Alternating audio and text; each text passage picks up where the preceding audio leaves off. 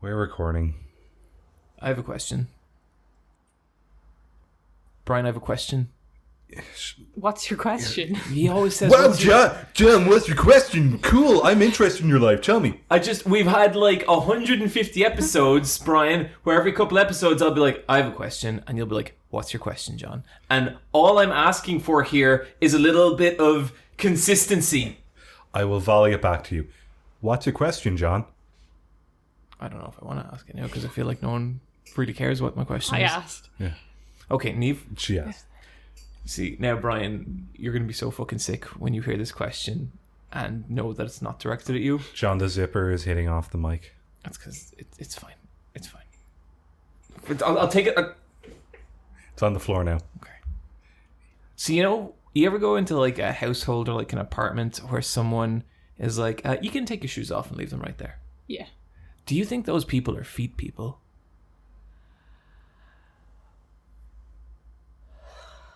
Okay, this is a thing. No. Is Okay. my answer. I think they have a carpet. But Yeah, are you still wearing socks? I think so. Okay.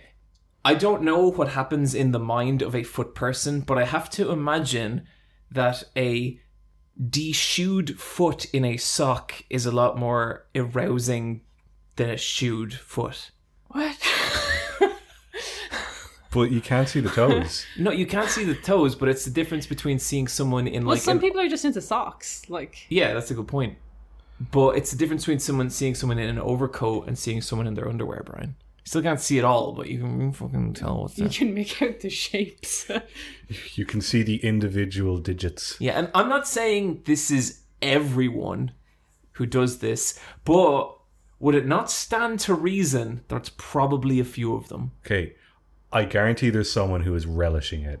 Yeah, When right? you take off your shoes. And I wonder, have I ever been in that person's house? You've been to my house. You didn't ask me to take off my shoes. I Asked me to do all this stuff. Yeah, pop off that shirt. I think there's like a big cultural thing that I see online where people are really shocked that people don't take shoes off coming into a house. Mm-hmm. Anyway.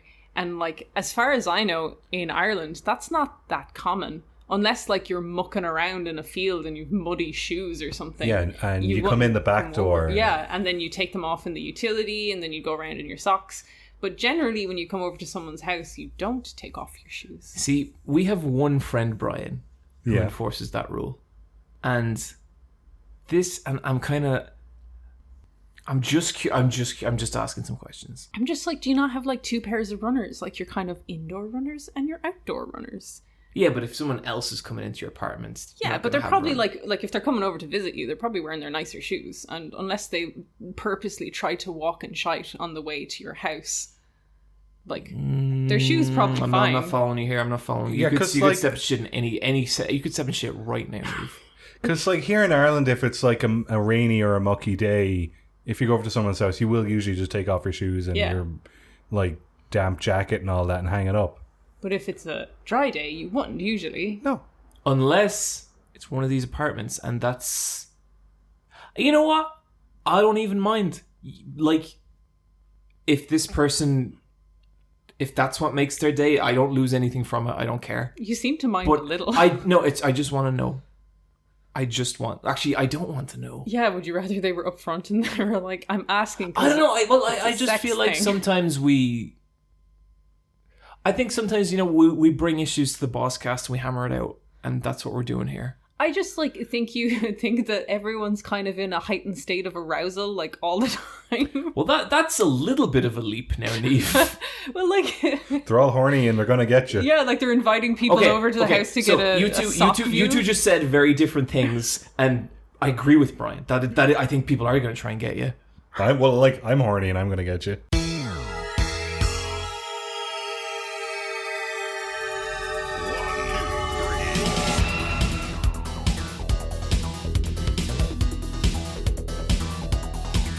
But John, come on. Welcome to the Let's Fight a Boss video game podcast. The world's strongest video game podcast. I am sitting here Sounded like angry for a bit. I know. He's kind of channeling Tekken 4 intro voice. The world's most pissed off. I think I like to go like sort of different avenues every couple of episodes. I think that's what we're doing for the next little while. I think we're going angry intro. Okay. Is that okay with you guys? Yeah. Oh yeah, no, I'm fucking furious. Are you going to keep the rage energy into introducing us? I don't think so. Okay. Do you want me to? You could try. Just see how it works. Okay, I'll do it once. And to my right, they call her the Tickler. No. It's Niamh. Hello. And to my left, coming here with the nickname Old Mr. Dark Pants, it's Bryan. With you always, it's your host, John. That was pretty good. Thank you. Yeah, I thought it kind of went all right. It's always good to workshop things. Yeah. Niamh, I had a dream last night where you were 8 foot tall, and it was one of the most frightening things ever. Sweet. Fuck yeah. That sounds class. That's like Spartan size. Like, yeah, I guess so. Maybe that's where that came from. Someone was upset with me that I said that Arbiter and Master Chief kind of had sexual tension. To which I say, open up your mind's eye. Which I would say to, what are you so afraid of, buddy? Yeah, Arbiter has 3 dicks and Master Chief has 3 holes. It's just science. And love is an equation. Ooh, that does add up. Like, there is no disputing that. Do they actually have 3 dicks? Yeah. Sure, okay. I've read the Halo novel. Oh man, I don't know. I don't know when Halo became an X-rated thing, but I guess it was that episode of the TV show where Master Chief just fucked for 40 minutes straight. That's what happened, isn't it? Yeah, it's like the second half of the Dune novels where they got weirdly horny. That happens with the Halo Does novels. Dune get really horny? Yeah, they started being written by his son, who was just like, what if they all just fucked a lot? Yeah. And that's what they turn into. I hope they adapt those. It's a bit boring in the desert. You gotta do something. Mm-hmm. I guess so. You just gotta slam it. Yeah. Like a pog. I guess those giant penis-shaped monsters are everywhere. The sandworms? Yep. Come on, guys. We're going to talk. We're going to talk. I don't want to talk about Dune. I saw that film and I was like, cool. And then I read a bit on the lore and I was like, oh no, I'm learning about Dune. I don't want to do this. So I stopped because I was like, you know how you have enough like real estate in your head for like a couple of different things that are very lore heavy. And I was like, Dune is not going to be one of them. No, thank you. I have to explain this to someone at least like every 2 weeks where I'm like, oh, my brain's like already full of all the stuff I kind of care about. And I just don't think there's room for this. I'm not going to watch your anime. Yeah. Yeah. One time I did. Didn't go very well. Saw anime once. Wasn't a fan. So, I saw an anime. Don't see what the big deal is, honestly. Bryan, you saw an anime called either or triple or just Triple or makes sense because if I go or I might like it's like you get tongue tied sometimes. Say it like an American. Or R R R R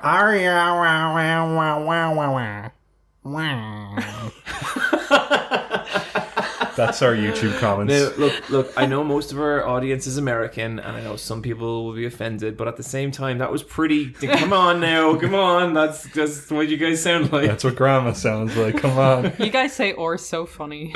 Yeah. Do you know what always gets me? Ireland. Like, where did you guys get that? Where did Ireland come from? John, could you do your impression of the American tourist in Temple Bar? Oh, okay. I thought you were going to ask me about the guy in Vancouver. No, not Vancouver. No. Okay. The American walking around. I was walking along with Michelle one day, and we were walking behind this American girl, and she just looks up and she looks around Temple Bar, which is like, yeah, it's fine.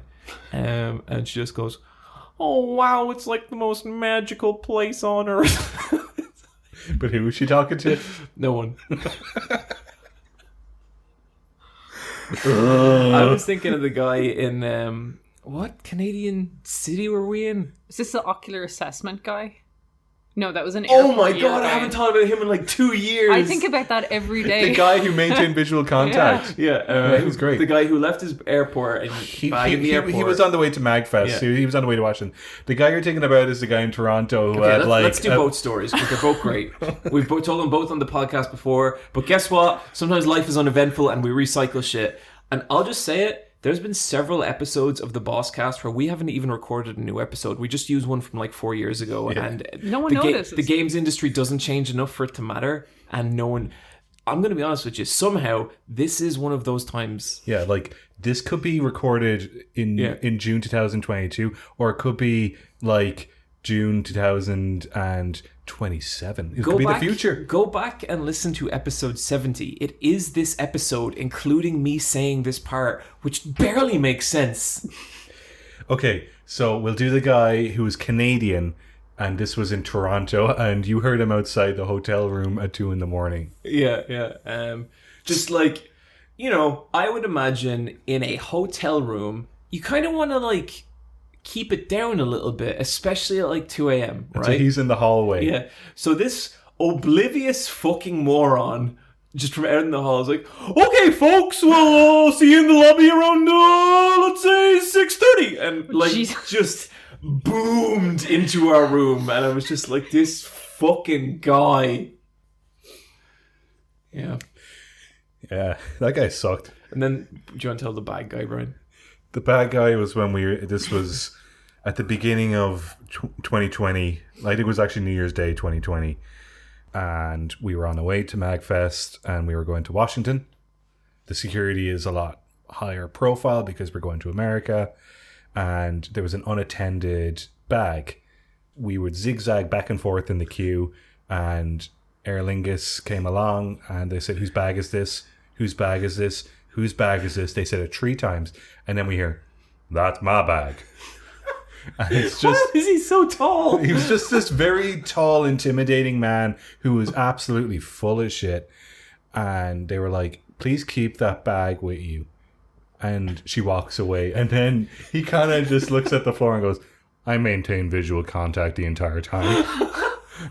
And John and I look at each other and we're trying not to laugh out loud because we don't want his attention. I felt so excited because I feel like someone had literally given me and Brian like a little piece of treasure. Like I knew that we were going to be saying this for the rest of our lives and I was so happy about it. But like the part that always kills me is just the idea of him standing next to his bag and looking down on it. And then walking backwards and not turning away because he didn't want to break visual contact, but slowly getting further and further away from his bag. He was clearly breaking visual contact because the staff asked 3 times, and he would have announced himself upon the first time. So according to his narrative, he stood. He's never been wrong. He was like a fucking like security cam with like the fucking like tracking on the bag the whole time. Yeah. No. I love when you get little snatches of conversation. I was in London MCM recently, and I was walking along, and I passed these 2 like skinny like teenagers, and I might be adding this in from what they said. I think one of them was wearing like a top hat with goggles, and I walked by them, and I just heard him say, "Well, the SJW's won because the new Doctor Who's a woman." Fuck me. I was like, "Wow, I really am in London." Holy shit. That makes sense. So Triple R is a good movie. Or, which stands for a bunch of different things depending on your region. But in English and the distribution, it stands for Rise, Roar, Revolt. Hell yeah. This is a 3-hour Indian film that is a mashup of a bunch of different genres, but I guess it's a historical, epic, fantasy, romantic buddy comedy. Holy shit. That's a lot of things. It takes place approximately 100 years ago, let's say, early 20th century. And it's about 2 real-life figures in Indian Revolution against the British rule. From there, it's absolute fiction. And the film poses the question, what if these 2 men met? And what if they became best friends? And lovers. They both have girlfriends, Okay. but sure.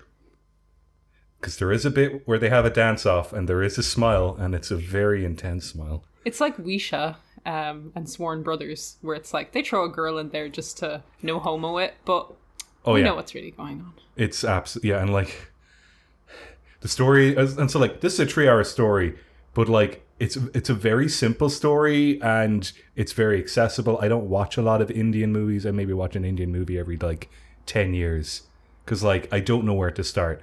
But I saw a couple of YouTube videos about this, and you know the way there's all those Morbius memes, and there's kind of footage of people going mental in the cinema for Morbius.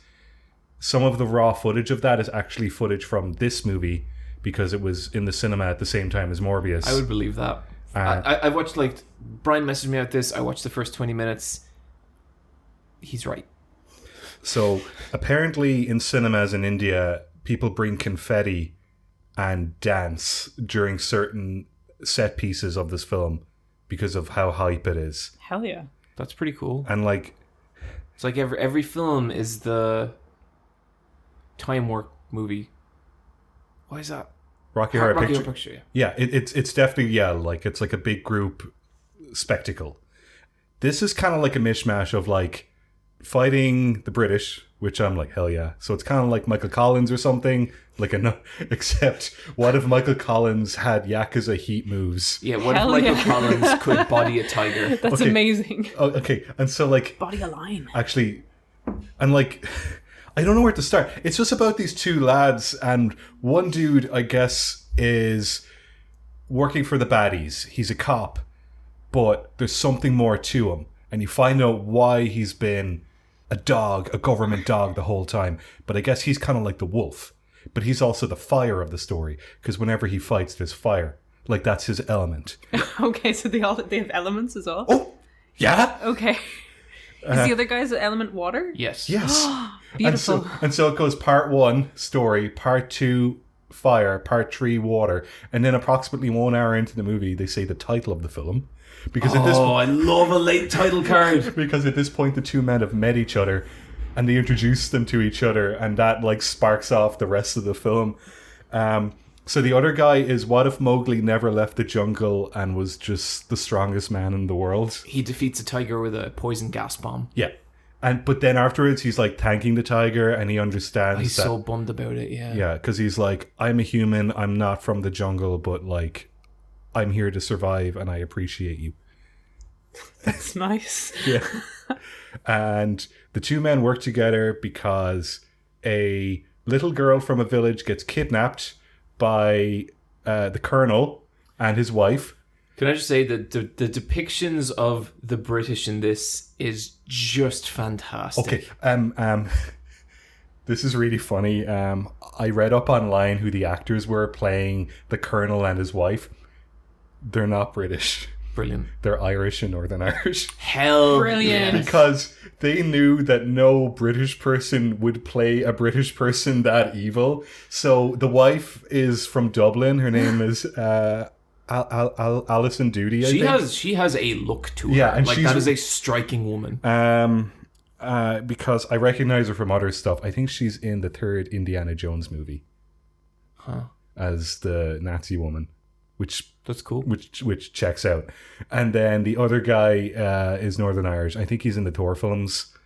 And like, they're speaking English, but this is like an Indian movie. I watched the Hindi dub of it, but it's dubbed in a bunch of different languages. Some are actually like, dubbed in Eddish, but I think they shot this film twice in Hindi and Telugu. I think that's one of the other languages. Yeah, because I know like this doesn't... Yeah, because I think this isn't technically a Bollywood movie. No. This is from a different region that is something else. And I think people call it a Tollywood movie. Yeah. And then there's a bunch of other... Yeah, because it's a huge country with a bunch of different languages. That's fucking insane. They shot it in 2 languages. Yeah. I've never heard of that. This film is fucking insane. Like, there are just bits where like for 3 hours they're just pissing off the colonel, and they're trying to get into his like mansion to rescue this little girl from a village. And it becomes this story that one guy is undercover and the other guy is secretive about his mission. And at one point, like, and it's this weird game of cat and mouse. But at one point, you know, the truth comes out, shit gets real, and then shit gets even more real, and you learn the real fucking truth. And there's this weird extended, like, 45-minute flashback that I think stars, like, a really famous actor that explains everything about one of the protagonists, and you're like, yeah, makes sense. That's why his motivations were the way they were. The lad who is just a man of the jungle is fucking brilliant.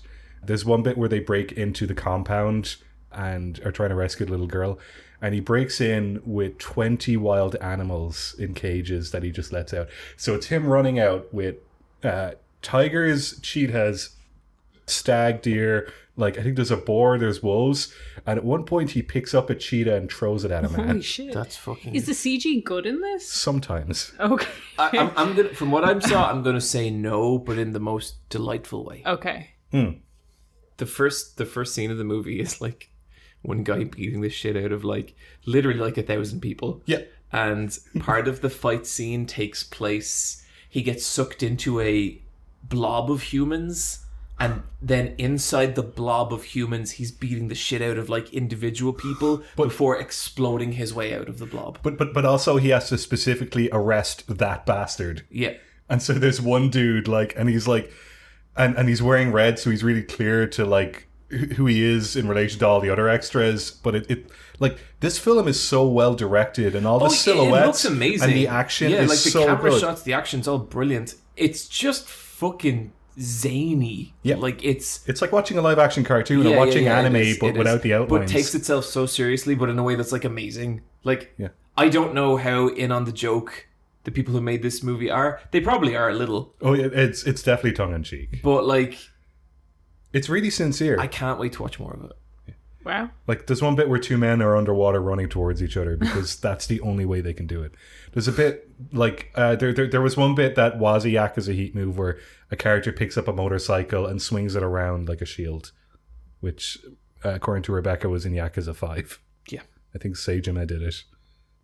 This film is fucking nuts, and afterwards I had to, like, take a lie down. I couldn't process it, and I'm still processing it. Mm-hmm. And this came out this year. Yeah, it came out in March. Came out around the same time as Morbius. And they actually showed it in Irish cinemas, and I really wish I would. This in the cinema would have been incredible. Yeah, because it's on Netflix, because we get UK and Ireland Netflix, and there's a huge Indian community in the UK, so we get lots of Indian films on our geolock of streaming. So it's there to watch. It's good stuff. It's the third highest grossing Indian film.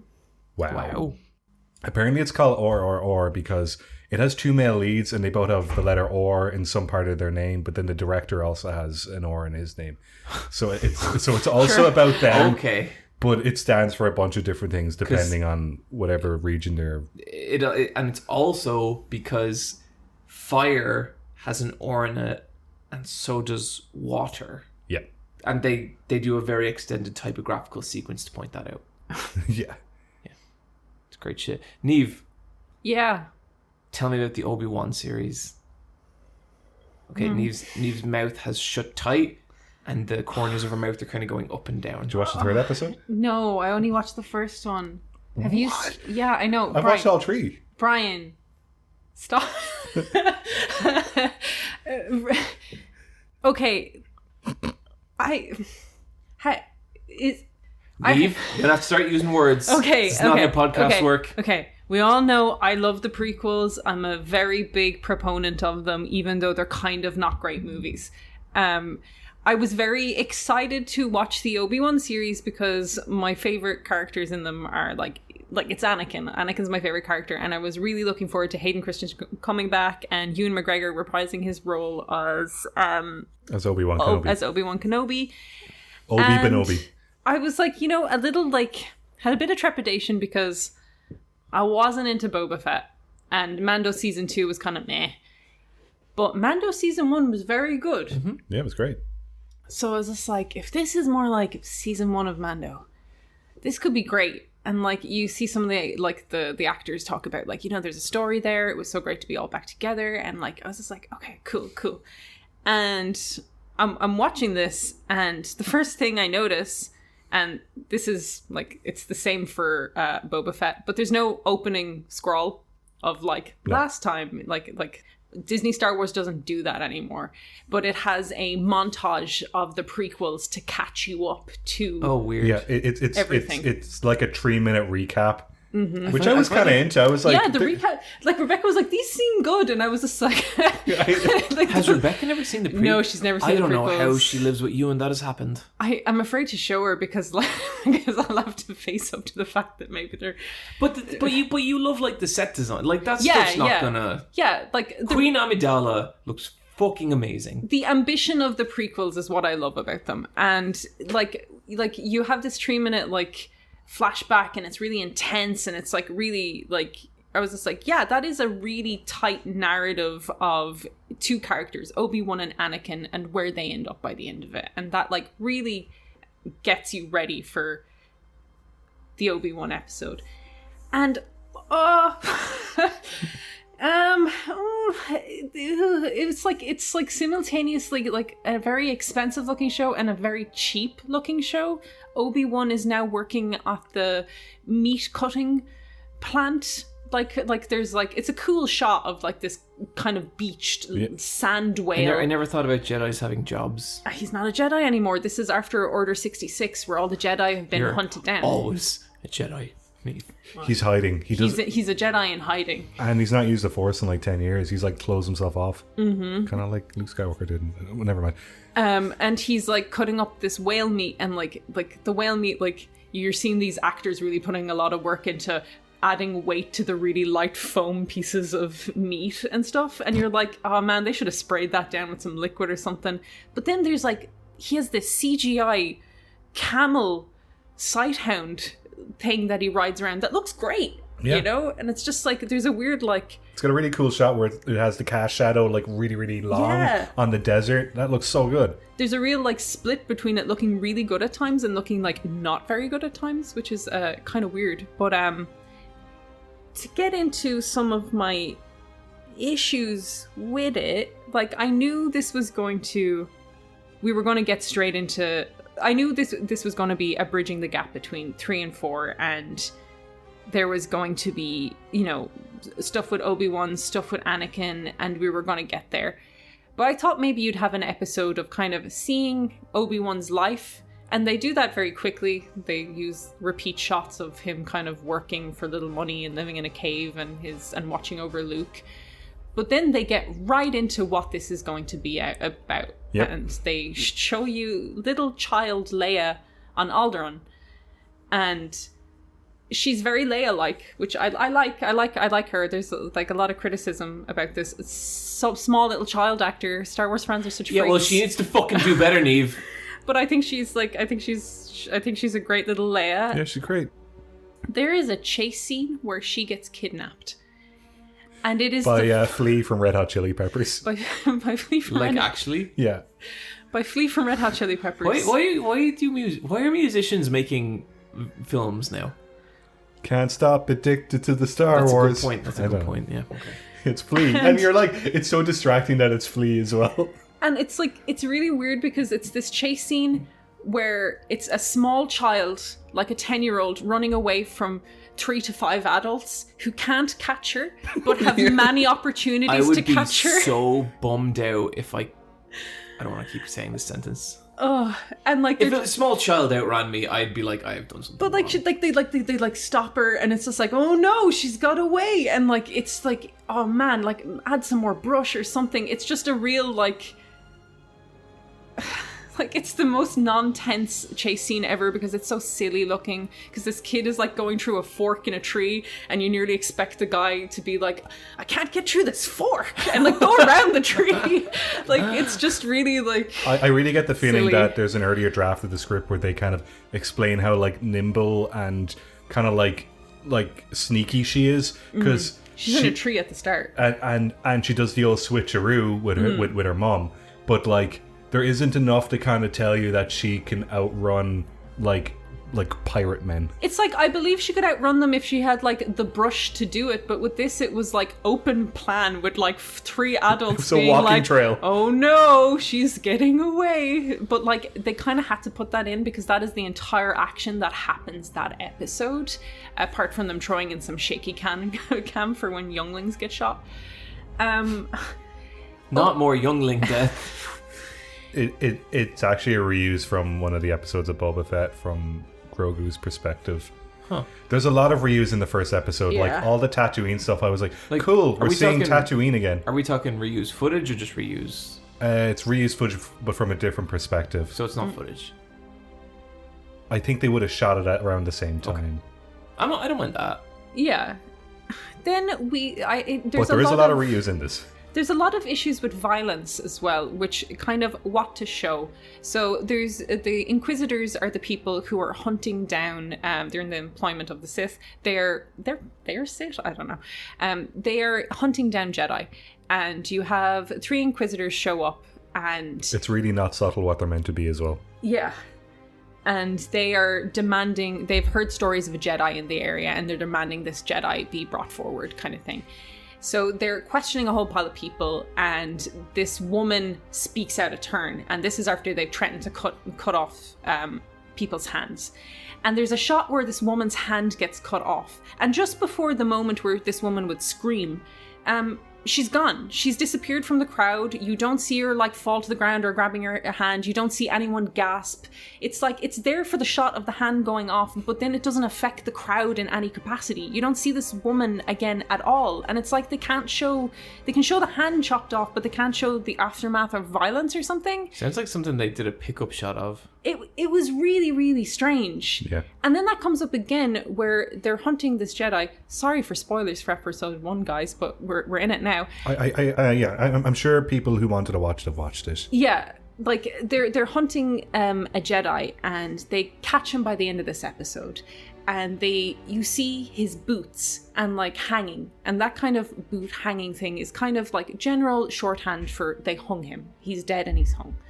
But then they decide to pan the camera over and actually show him, and he's not hung like you would think someone would be hung. He's like strapped under his arms and around his chest, and there's like no blood on him or anything. It's more like he's kind of crucified with a bunch of straps. Yeah, And on is an he archway. dead?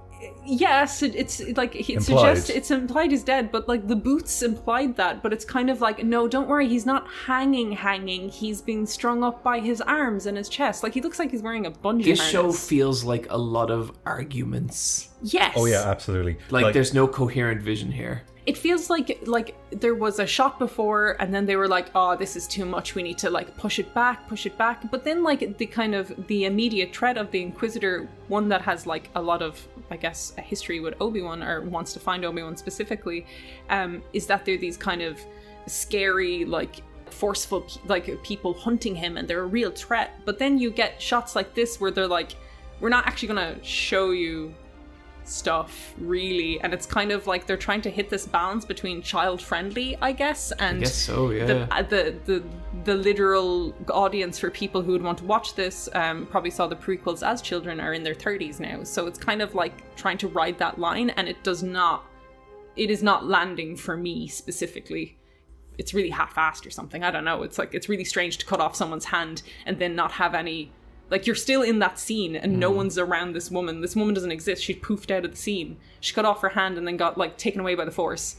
And no one cares. It was so weird. Maybe she was an asshole, Niamh. Yeah. I really get the feeling that there's a boardroom, obviously at Disney, but my theory is that someone had a note and they had to follow it where they were like, we liked how in Mandalorian it was about a sad male character who protects a child and they go on a journey together. Make sure that happens in this show too. So is the child Leia? Yeah. Yeah. And Feels kind of... And very, very quickly it's about how he's sad and the little girl is innocent and sweet and asks him questions that he hasn't been asked, and it's that kind of story. Sure. Mm-hmm. Yeah, it's like man on a mission with little girl again. Yeah. It's a Logan. Does she, It's a God of War. does she raise issues of... Does her innocence raise issues of complicated morality? Not yet, but I'm No, sure. but that's a weird thing they do at the start of this as well, where they kind of talk about the Jedi, and they're like, a Jedi is so good and so empathetic that it will always be the thing that catches them out. And the interesting stuff they did with the Jedi in the prequels was kind of maybe shown them for like a faction that had kind of gotten too big and overlooked stuff, and bureaucracy was kind of got in the way of maybe dealing with stuff like Anakin being the chosen one, and that kind of was a thread that was picked up in The Last Jedi. And now in this, they're kind weird of like traditions that misguide them. Yeah, and now like in this, it's like the Jedi are such good, brilliant people that their goodness and empathy will be the thing that eventually gets them caught. And it's just like really okay. It's really like Kingdom Hearts light v dark, and that's all there is to it. There's no like nuance to what it means to be good or to be bad. It's just like the thing I love about big faction stuff usually is like the philosophical differences and how each individual character in those factions, you can see why they would like that stuff is just hook it to my veins. If it's kind of going back to like it's good versus evil. It's like Disney Star Wars doesn't know what it wants the Jedi to be. It's like sometimes they're infallible, and then other times it's like, well, we need to like, maybe we made mistakes and we need to move on or grow from that. And like, depending on what you're watching, that kind of view shifts. Like in Mando, they were like, maybe the Empire's just a kind of side you're on, you know? And in season 2, and people were like, I don't know. Both sides, Niamh. So I don't know. I guess to me, You gotta keep watching it. I will keep watching it, but I guess like, and you can answer my question has after Hayden this. Christensen been in it? Sorry. No, he hasn't been like. But he will, right? Yeah, he's back in it. He's gonna be back in it. He's, from what I've gathered, from what I've seen, he's acting in the same way Pedro Pascal acted in The Mandalorian. He's behind the helmet. He's Vader. Yeah, and James Earl Jones is still alive, so he's doing the voice still. Oh, I didn't know he was still alive. Yeah. I kind of... He's very, very old, because I watched Coming to America, where he's still like the king in it, but like you could tell they shot all the scenes in one day, and he doesn't stand up, and then most of them he's lying down in bed, because he was just really tired, so they filmed around him. But yeah, he's still going. So like after the first episode, I was left feeling very like, this is Disney Star Wars. And yeah, what I like about the prequel was the ambition it brought to the world of Star Wars. It brought a lot of new places, new imagery, new aliens, new ideas, new politics. Like it brought ideas. It didn't, a lot of them like didn't land and maybe were executed poorly, but it was very fertile ground. I kind of see the prequels as like films with bad stories and really cool everything around the stories. It's a really rich tapestry. Ideas, to pull stuff on. visuals, lore. Like there's a lot of fun. Like the thing I always go back to with the visuals. Like I remember seeing like Phantom Menace when I was like 11, and just like fucking loving it. Like I loved it so much, you know. And I haven't watched it since, but I don't know. Niamh, this sounds like a mixed bag. Disney Star Wars is so married to the visuals of Star Wars, like the kind of canonical image of what Star Wars is, and this kind of fan servicey version of Star Wars, that I'm afraid that we're never going to get a lot of new stuff. And like the High Republic stuff is like coming, like they're doing the comics and the book series, and that is new characters and new ideas. But currently, until maybe we get to that stuff in like a live action sense, I feel like we're going to be always doing these same kind of visuals over and over again, kind of thing. And like so those visuals hit me, you know. I see like Obi-Wan, and like I saw like when Bail Organa came on Bail Organa. I was like, oh my god, It's Jimmy Smits, everyone. Yeah, He looks great. He looks great. I was Yeah, so he does. excited. It was good to see him. My take home so far from the first 3 episodes, and I think it's only 6 episodes long. Yeah. And it's just a mini series. It's not going to be expanded upon. This is just a once-off thing. They got Ewan and Hayden Christensen in for this. I get the feeling it's filling in the blanks for sure, but it's also like Princess Leia in Star Wars Episode 4: A New Hope says, "Help me, Obi-Wan. You're my only hope. You're my only hope." They never actually really interact with each other in because it's Luke and Han Solo do, and then she kind of sees them from far away, but they don't really directly interact. And so that always had me confused in the new trilogy why her son Kylo Ren, his name is Ben Solo. Because why would she name him after a man she doesn't have a relationship with? And that's answering that question. But I don't like and that. I think that's all this. But that's what Disney Star Wars is. It's answering questions to questions. It's answering. That's like, all it is, right? It's filling So gaps. that's how that happened. It is. Like, that's what it is. I've said that 3 times now watching this show. Oh. And like, I'm sorry, Niamh. that was only episode 1. I've heard episode 2 and 3 are better. Yeah, they are. It's got locations. It's got interesting stuff going on. There was some like cool Jedi like choreography in the first one when that Jedi's protecting the younglings, but I gotta say those are the most competent troopers I've ever seen. They took out a lot of Jedis, which doesn't happen very regularly. That's kind of fun, isn't it? Yeah. The second episode has some nice details, and then the third episode is fan service. It's Is Hayden in the third one? no comment. Okay. I'm very excited. Like I watched it and like I watched it with Do not be excited. Just I watched it with my girlfriend and I can't like after I was finished I was like yeah, and she was just like Niamh, that was like the most boring thing I've ever seen.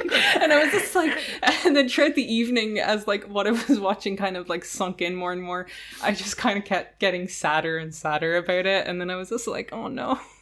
I hate that feeling of like, oh no, I don't like the new version of my favorite thing. I do like seeing Ewan McGregor though. he's great in it. I like his weird horse. Yeah, he's just a weird, sad priest that won't use his magic anymore. He should be trying to do his training and talking to Qui-Gon. And there is one bit in the first episode where he's in the cave on his own and he goes, Qui-Gon? He just says his name. And it's like, man, those two guys, like, that dude died like 25 years ago on the timeline. And that's a long time. Qui-Gon was killed in Phantom Menace? Yeah. He was the guy who Darth killed by Maul. Darth Maul. Yeah. And his dying words were for him to take Anakin under his wing and train him. Yeah. Great job. Then, Well, he fucked that up. Yeah. well, that's his problem. But yeah, I'm really, really hoping for a Force Ghost appearance by Liam Neeson. And that will be Liam Neeson's third cameo in a TV show this year. He'll do it. He'll definitely do it. I'd love to see him. Yeah. See, I'm such a prequel gotcha. baby. I'm They just like, gotcha. Qui-Gon. What the fuck is Qui-Gon? You're me in the cinema watching the Silent Hill movie being like, well, this is bad. And then Theme of Laura plays and I'm like, Yeah. Oh boy. guys, it's Wrestle Talk.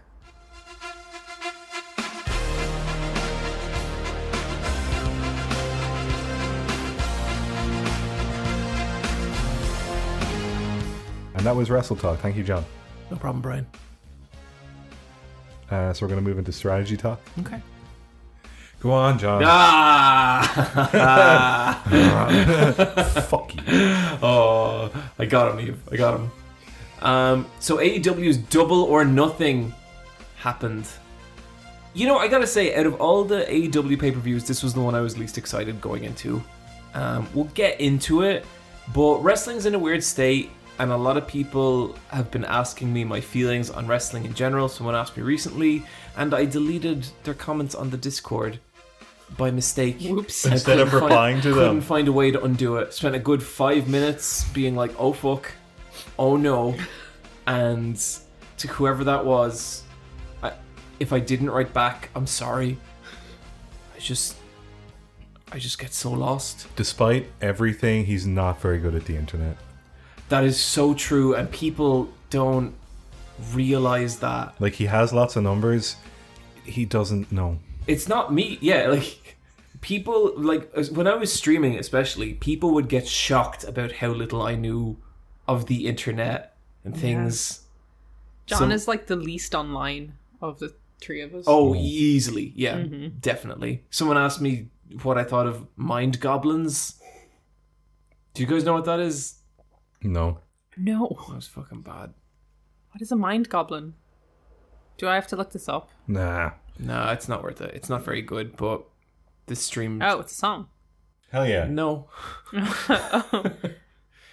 I said, what? And then someone said, mind goblin, D's balls. Why did you do that to me right there? Because that wouldn't be appropriate, Niamh, and I would never. I hold far too much respect for you and all womankind to say that. I'm sure I That's asked very too. good.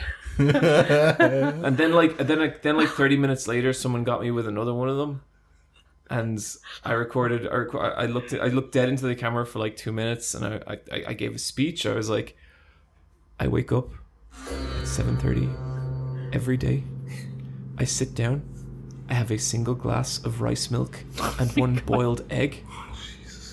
I then return to my bed and I sit on the edge of my bed till 10 a.m. That is time for my walk. Then, at lunchtime, I cook a single strip of bacon and have one carrot. Like you're joking, but this is true. After that, I have half a steak for dinner, grilled. I then sit in my chair at 8 p.m. and wait to go to bed. That's my life. I don't spend time on the fucking internet, you know? I don't give a shit. I don't give a shit what anyone's saying on the internet. I just don't like it. I don't care. It's stupid. It's just stupid. What's wrong, Niamh? Nothing. It's just like it's the saddest food journey I've been through. It's very sad. Do you not have any food sauces? journey. Yeah, Like, like yogurt. Sauce. do you fruit? Bit exciting for me, I must say. Used to eat fruit. Was watching a documentary and I saw a monkey eat a banana and I was like, not for John.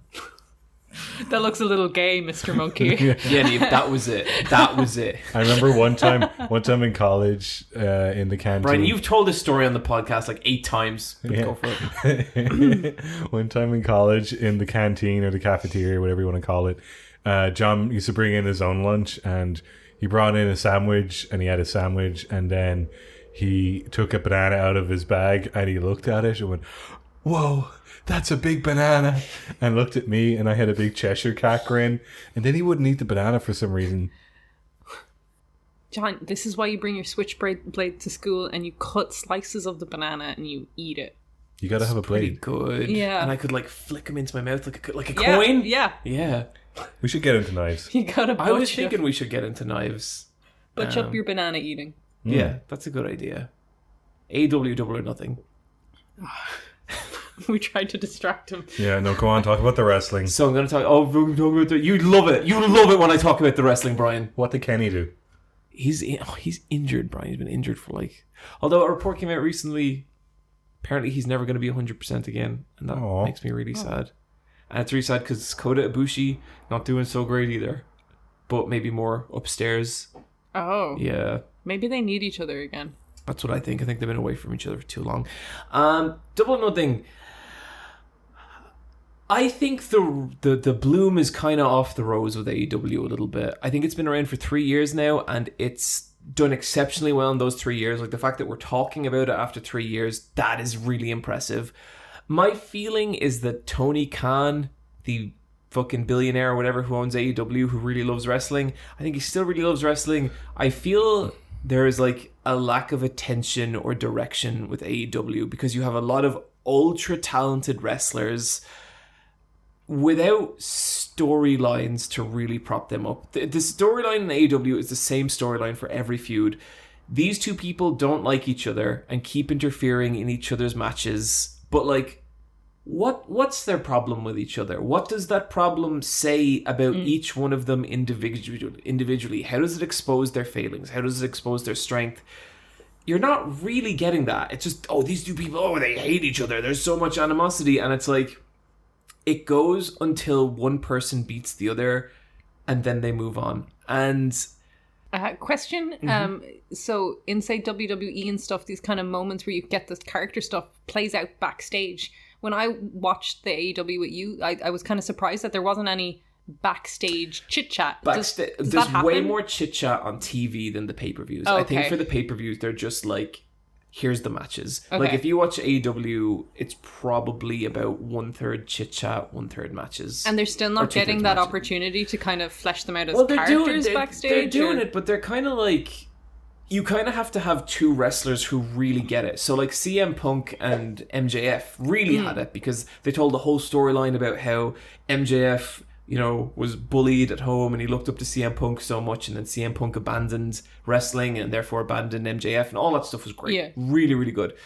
But like the main event of this match, of this event, was CM Punk versus Hangman Adam Page for the title. Okay.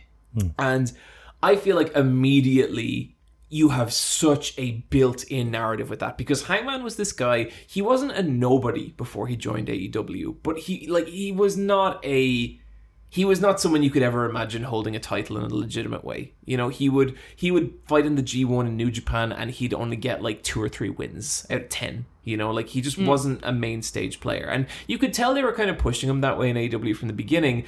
And so he rises all the way through. He goes through his fucking like disastrous tag team run with Kenny. He turns super self-destructive. He starts drinking. He, gets not betrayed by Kenny, but abandoned by Kenny. And then he's kind of kicked out of the Elite, and then he goes into this weird spiral of self-loathing. It was a really, really good storyline.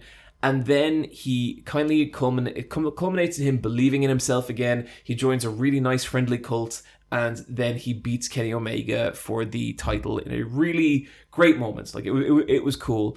And my problem is I don't feel like Hangman's storyline has really developed in any of his title defenses after that. Like, he had some amazing matches, and even the one we watched was an absolute fucking banger. There wasn't really much of a story, I didn't feel like. There was less of a story here.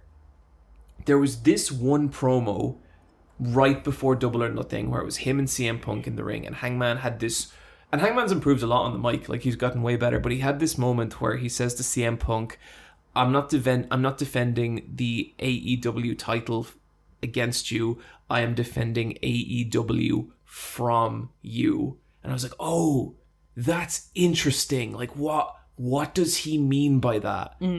Because like there's a lot of things that could mean. They didn't develop it. Like they didn't like to me, it's like it's the narrative, this homegrown AEW talent defending the culture of that organization from this fucking world superstar in CM Punk. And they just didn't commit to it. Is this a thing where the wrestlers are kind of left to their own devices to kind of establish their storylines, and maybe the ones that are stronger at it get like MJF kind of get it out there, but then the people, and because MJF is really good at social media as well, and kind of can build it in different ways. Yeah, he is.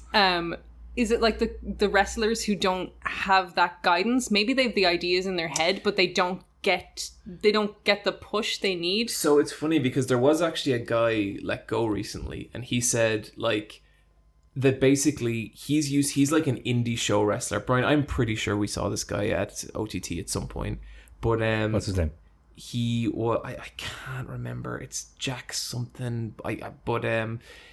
He was saying that like he felt so lost in AEW because he didn't know how to pitch a storyline, and he didn't know how to he knew how to go into the ring and have a good match. He didn't know how to pitch like a television angle, Yeah, it kind of feels like they need nearly a writer's room or a director's room with people who bring in the wrestlers, hear their ideas, hear this kind of stuff, and kind of push an angle and get that to the screen as well. Yeah, you see, the trouble is WWE has a writer's room, and it's full of people who write sitcoms. Okay. And so it's like, wrestling is this really fluid, organic thing, and like it's really difficult.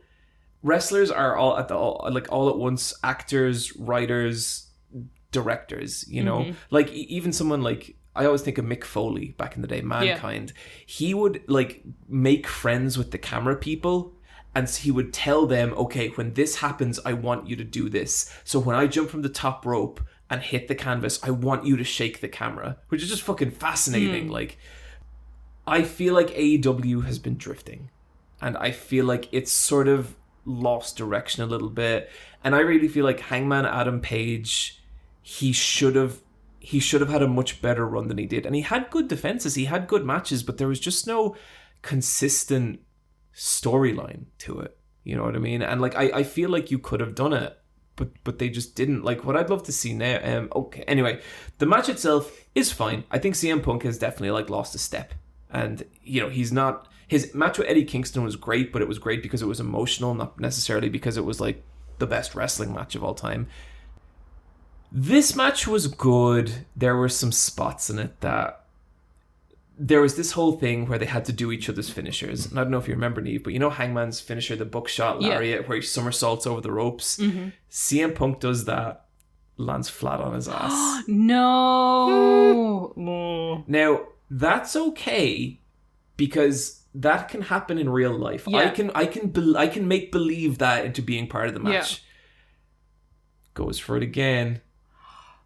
Fucks it up again. And it's like, ah. And is like Hangman waiting there to be hit by this? And then CM Punk like gets up off the ground and then clotheslines him, and it's just, that's my disbelief shattered. Not that big a deal, but it was just a shame, you know. Shit happens, things get a little bit hokey.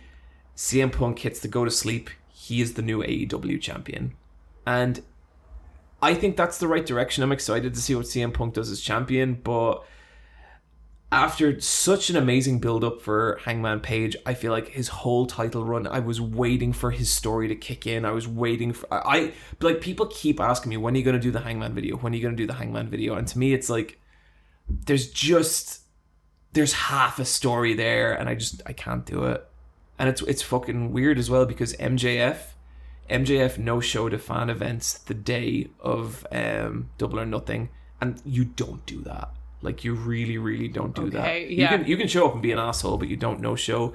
And apparently there's been like a lot of conflict between Tony Khan and MJF, because when MJF joins AEW, he was like small time.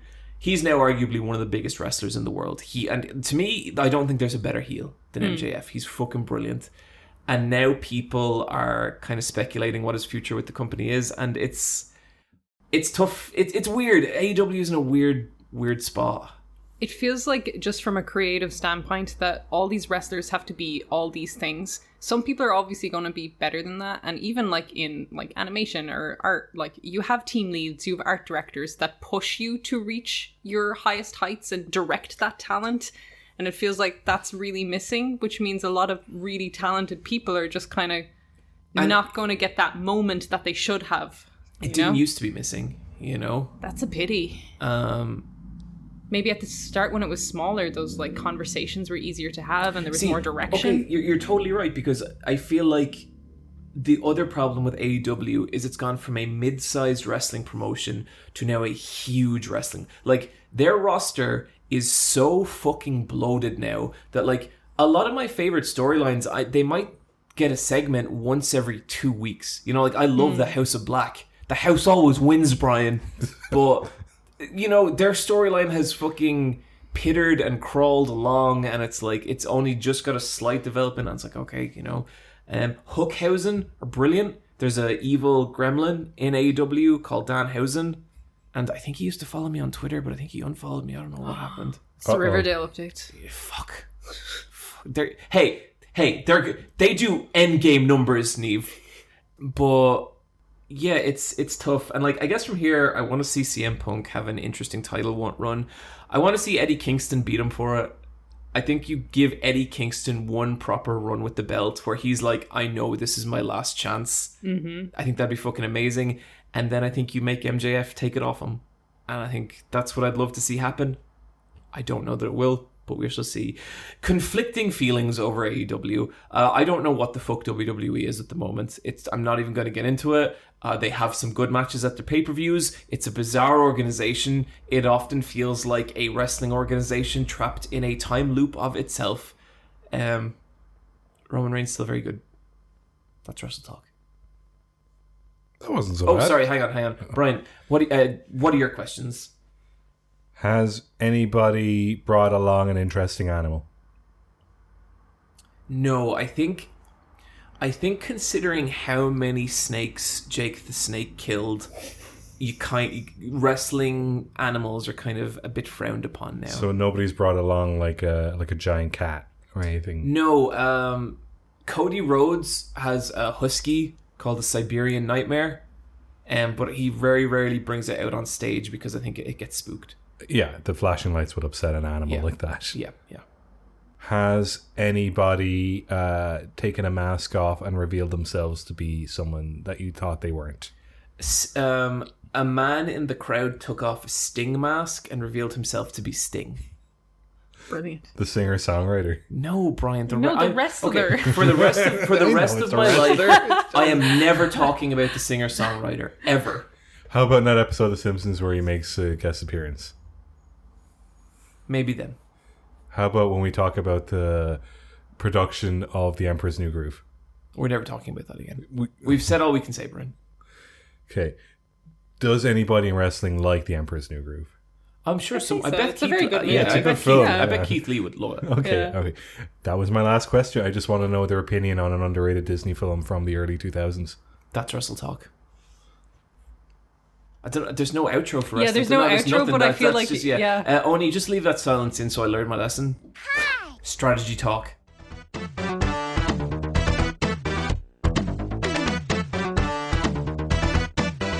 That has a song. Yeah.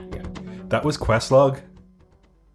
Guys, I think we got to give up on Questlog. I think it's just never happening. No, it's just, it can be called that. We just don't need to say it out loud. But in our docket, it's just named that. It's like it's for neatness. Okay, you've calmed down. Brian fucked up very clearly by retroactively naming the section. I'm annoyed too, but we don't need to berate I named him. everything. You named them because No, Brian, you retroactively named the section after it was over, not named it overall. The whole narrative is that we're fighting a boss, so we as a party look at the quest log, then we do the strategy talk, and then we do some Quicktime Yeah, Events. that makes total sense. And then there was a thing called Final Form, which was like the bigger news arc.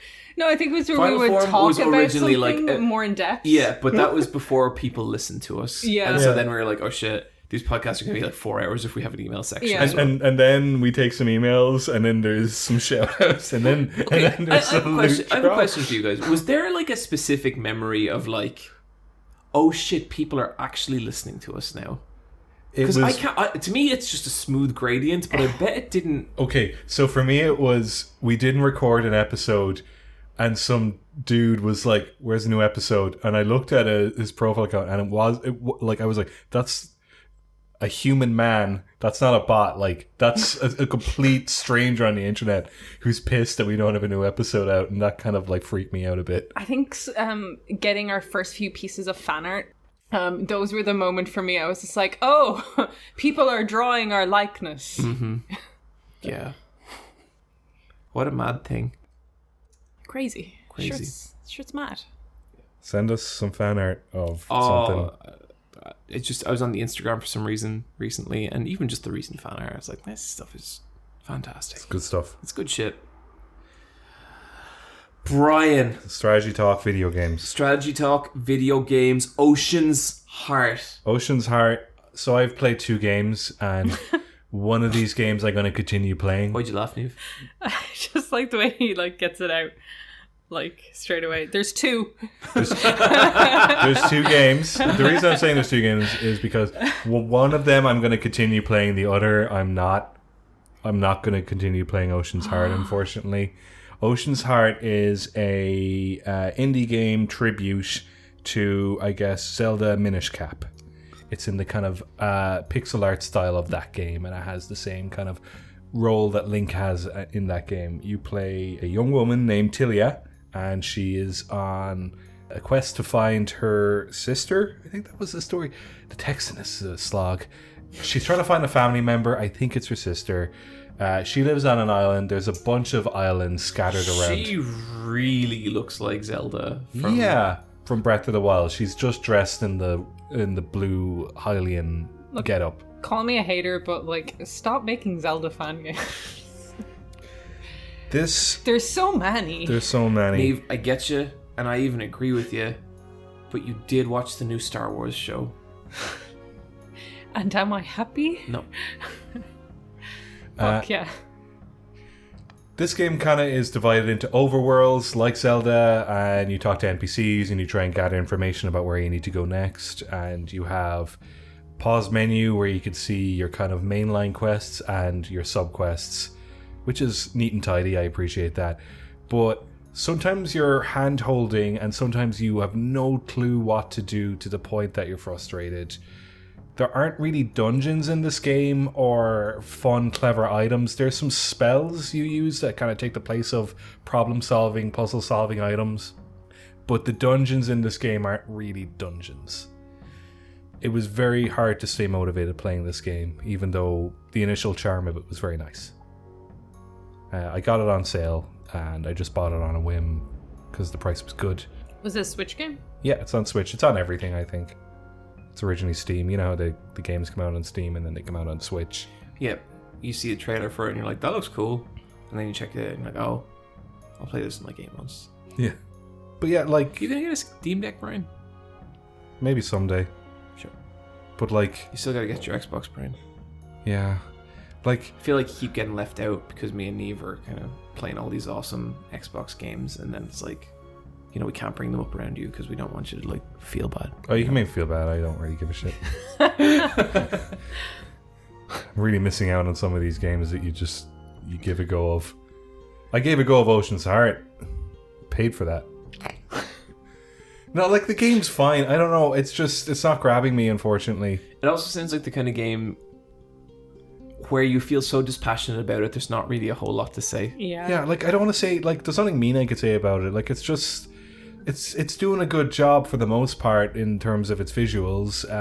It's just like the puzzle designs aren't the most interesting, and sometimes you're kind of going around aimless, and it's a bit frustrating because it is just like you talk to NPCs and you ping pong around a bunch of different NPCs and you have to find the item, and then that sort of kind of like has that condition then where you're like, all right, so now I know what to do, and then I could advance the story, or maybe and sometimes you're not sure if you're doing a main quest or a sub quest. And I think the developer, like, this is clearly made by a very small team, probably a solo developer at the top. But, like, I'm sure they know where to go. But I don't know how play tested this game was, because it kind of feels like it suffers in that department, unfortunately. Sure. But, like, I appreciate the good things about this game. I don't want to be mean. It's fine. I get that. I don't like being mean about indie games sometimes because I'm like, oh shit, what if the person hears me say it? Yeah, or like, yeah, like it could be like there could be something really personal behind this. I know, making art is really hard. But it's so hard. I don't know. Yeah, like it's saying here developer, and it's saying Max Mraz, which is just someone's name. Yeah, like he did. It's a dude. That's what that is. It's just some dude with a Twitter, and then his like website is an itch.io. Like it's just yeah. And he follows Bosscast? No. Please don't follow us, dude. I'm sorry.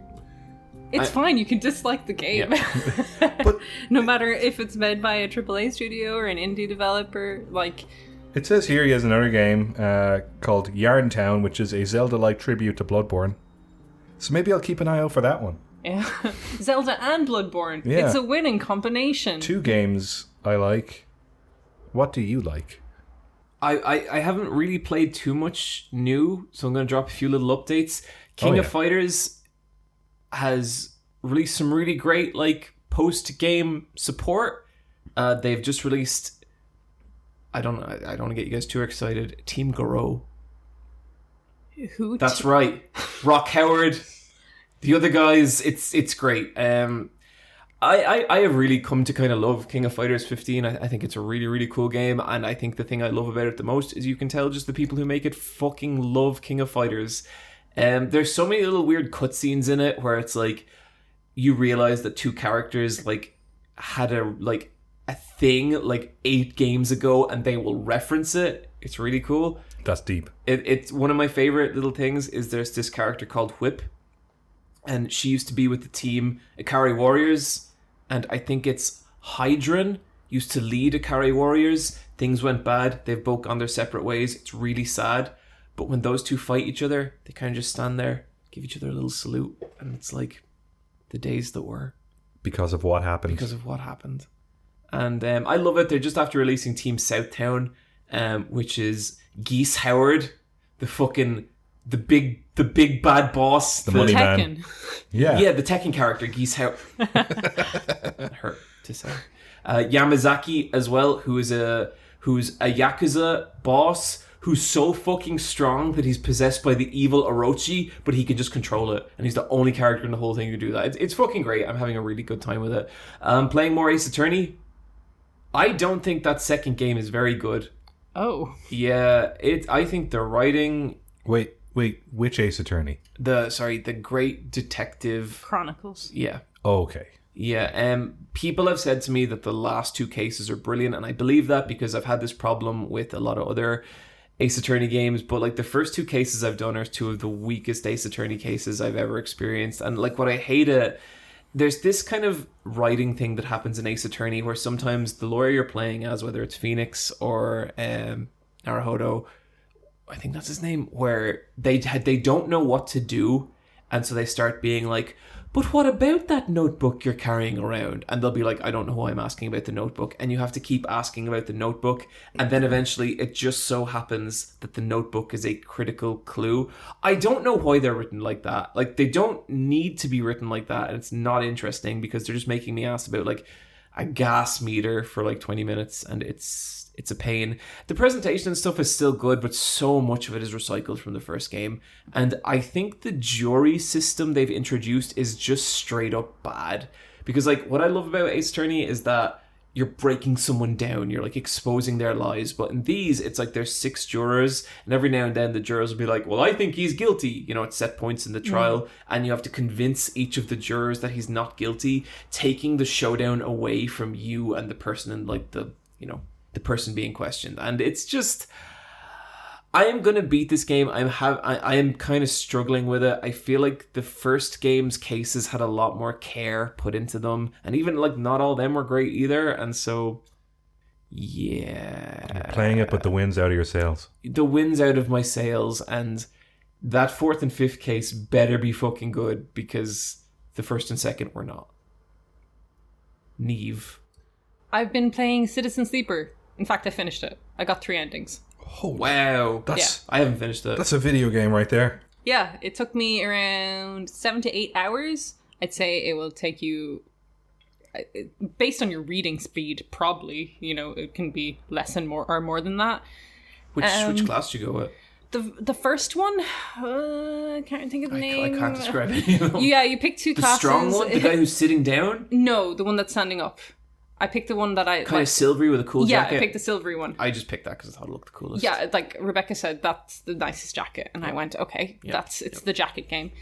So I picked my sleeper in Citizen Sleeper. And like John was saying last time on the podcast, in Citizen Sleeper, you are a sleeper, which is a synthetic being that has the kind of partial memories and partial thoughts of a human.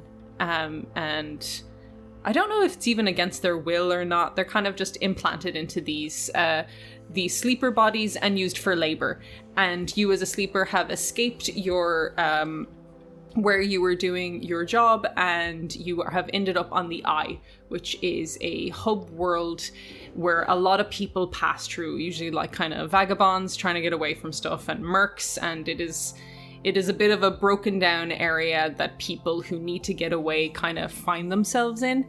And so starts a very, very good sci-fi game. The writing is really, really good. And you know what I love about the writing? Yes. Never more than it has to be. Yeah, it's like, I was actually saying it's a really dyslexic, pleasant experience for a dyslexic person. Every piece of writing is expressed in like a very short paragraph.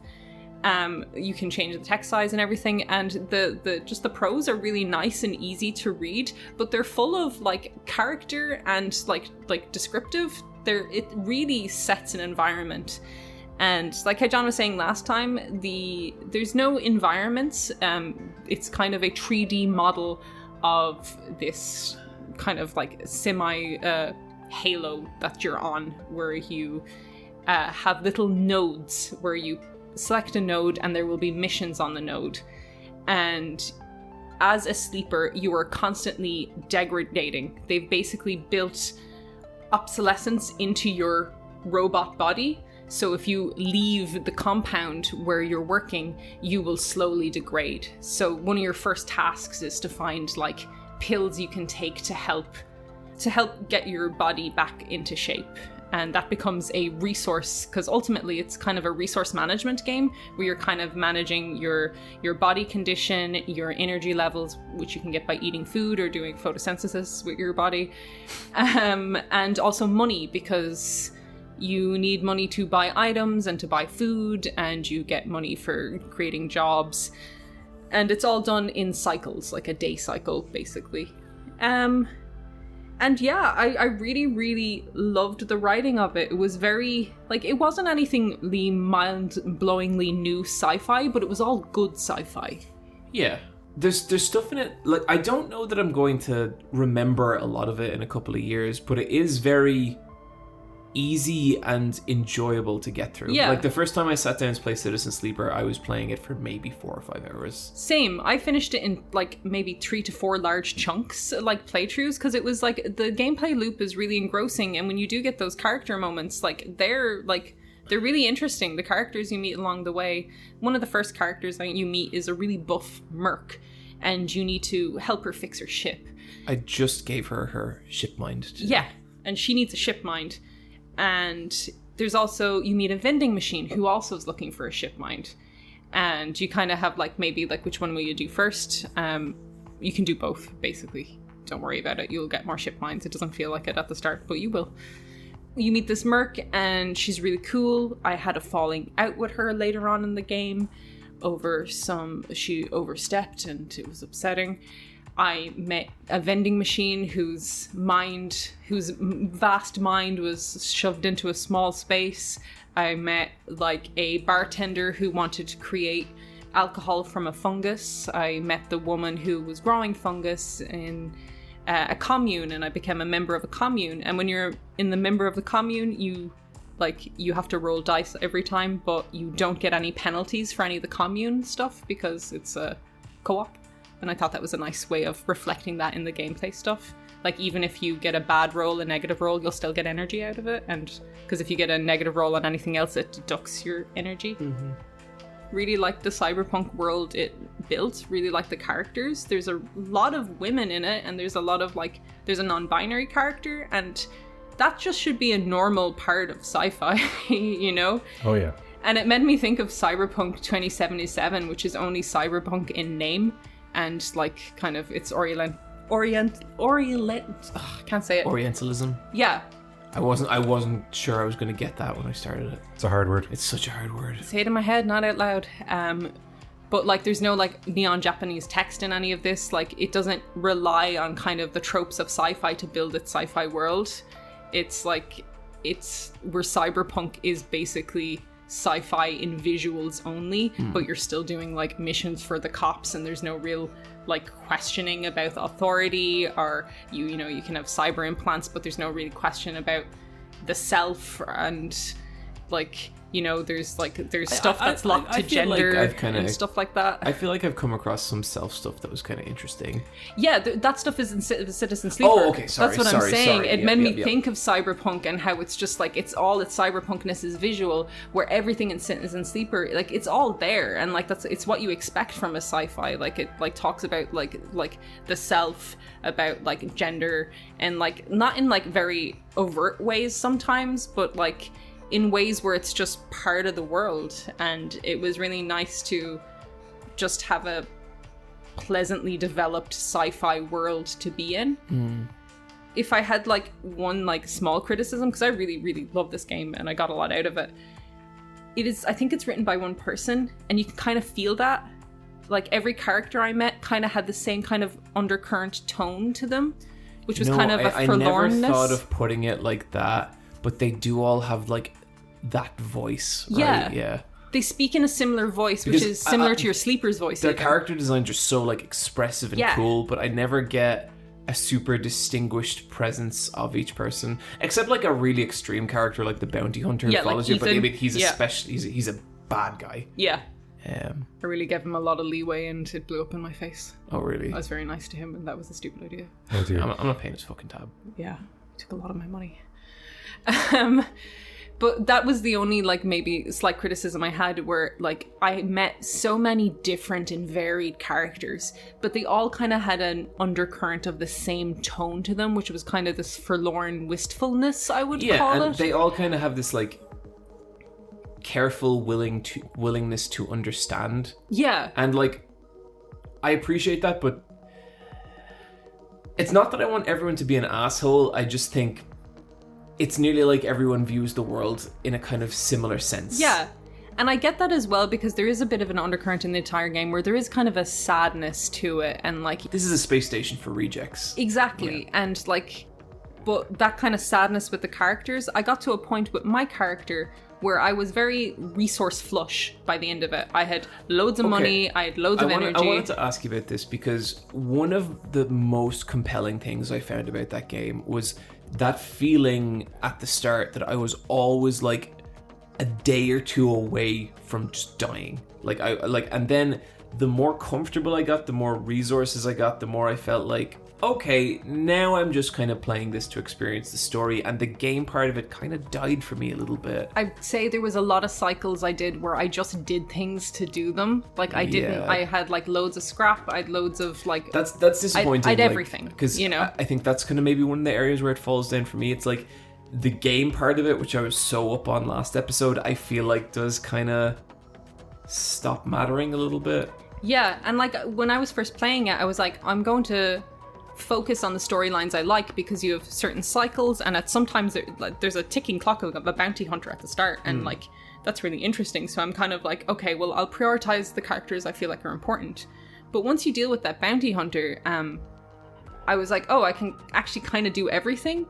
And then I had loads of resources, and then there was just things where I was waiting for clocks to time down, so I was like skipping cycles because I had loads of money, I had loads of food, I had loads of everything, so I was just like doing shit to get more money, so it kind of became a little superfluous. But then also on top of that, a lot of the storylines are about moving on, so I could get in a ship and leave the space station I was. But at this stage, I developed an apartment for myself. I was really self-sufficient. I was like... You feed that cat? Healthy. I was feeding the cat. And I was just like, well, she's kind of made a home for themselves at this stage. And then there's another point where I could get on a like colony ship, but I'd have to go into cryo, and I didn't know where the fuck it was going, and blah, blah, blah. That sounded like not a good idea to get on a corporate cryo ship. So I was like, I don't want to do that either. So I stayed there. And then there was another thing where it was just like, do you want to become part of like hive mind garden? And I was like, no, I like the characters I've met, and I'm working in a bar that I like, and I like this apartment. So I kept saying no to all my exit points. So I got credits every time I said no, and I got an achievement for it. And if I said yes, I would have gotten an achievement as well. But every time I said no, it put me back in the game, and I got to play some more, and I got to another point where I said no, and I got to another point where I said no, and it kept putting me back in the game. So I don't know if I finished it. Like, even when I got my last ending, and like there's no more missions for me to do, all the characters are happy. I've met all these relationships, I've done everything, but it puts me back in the game where I can keep continuing cycles, and it's kind of like, well, this is it. This is your life now. You're here continuing cycles. But it doesn't really have an ending. Yeah, like it didn't have an ending. But I also didn't feel like my character would suddenly give up their sense of self or freedom, or go off and trust themselves to another cryo thing that was owned by a corporation. So towards the end, I was kind of like, I think there was an expectation that I would have said yes to one of them. But my character was so comfortable and had made so many connections with people, I was like, well, if that was me and I was comfortable and there was people I cared about on this, why wouldn't I stay there? Sure. And I have a feeling I'm kind of going to run into a similar thing as well. But like, that said, I feel like I still absolutely think people should play this game. Oh, I love this game. This is great. This is probably the first thing since Elden Ring that had me like, oh, fuck, like this video games, you know, like that. It is really good.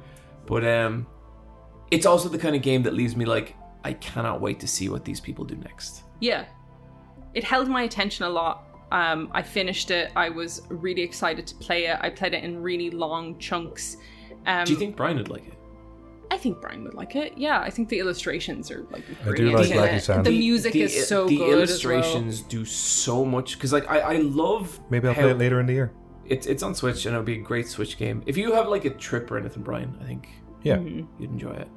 Maybe I'll take a trip. I just really like the game. Resource stuff at the start, and when that kind of started to disappear, was tense, and it's like, oh shit, I only have 2 dice today. Oh, Great By shit. the end of it, I had like 6 magic like repair pills, but I also had like 20 scrap, and you could use the scrap to get up to yeah, there I just with got perks. that upgrade as well. I was just like buying perks by the end of it just to buy them, not because I needed them, you know? Just to fill out the meter. Yeah, so I think the first half of the game where those resources are way more scarce, and if the resources were still scarce, maybe I would have considered doing those kind of more big moves. I think those are all things that you could see, you know, adjusting the numbers and them being handled like differently in like a next game, and that's really exciting to me because I do think this game fucking rules. Yeah, there's a lot of empathy and care and good characters in this that I really wanted to see their stories true to the end.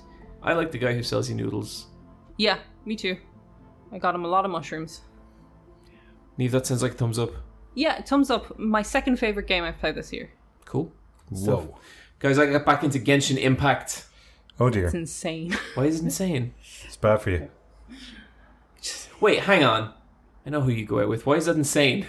Yeah, it's a problem.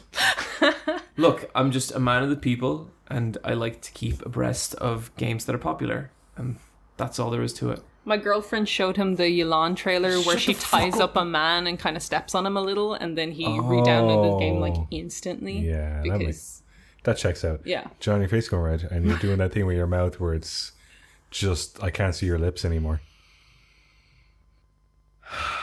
Did you get Yelan with your pulls? Did she pull you? No, I got some fucking stupid fucking... I don't know. Did you get Barbara? Yeah, I did get Barbara. What's wrong with her? Did you know that? Why did you ask? What the fuck is this game now? You pull for your favorite characters. And did you get to play as them? Yeah. Or is it just like I an consider avatar? myself... Okay, look, when people talk about this podcast, when people talk about me on this podcast, I have a real reputation as like a man of the people. And You keep saying that, but I don't think you know what that means. And I like to check in with live services games to see what the story is, and that's all this was. And the fact that it's being turned into something, quite frankly, perverse, upsets me on a level that I don't know I can verbalize. Did you make that weird smile? Yeah, you did. Yeah, okay, you know what? Never mind. When you pulled Barbara, did you like instantly stop playing, or did you... I sent Rebecca a video message going, what the fuck is this? Okay, so Barbara Genshin Impact. Is that what I'm typing in here? Yeah, Yeah, okay. she's shit. Okay. She's shit. She's not a Yelan. Can she be in the thumbnail? No! Poor Barbara. No, fuck Barbara. Do you think she even made it into my team, Niamh? Okay. So as soon as you type in Barbara Genshin Impact, the next result is age. So this is already setting things up. Oh, John, what did you do? I don't like Barbara. I got Barbara and I was like, what the fuck is this? Some people are really into it. Oh yeah, some people love shit. Some people are will into eat shit everything, all Bryan. day. Now look up Yelan. We don't Is it need with to. a We Y? don't need to Yeah. do that. Yolan Genshin. Genshin. That's fine. It'll tell me the spelling when I... Yelan. Okay,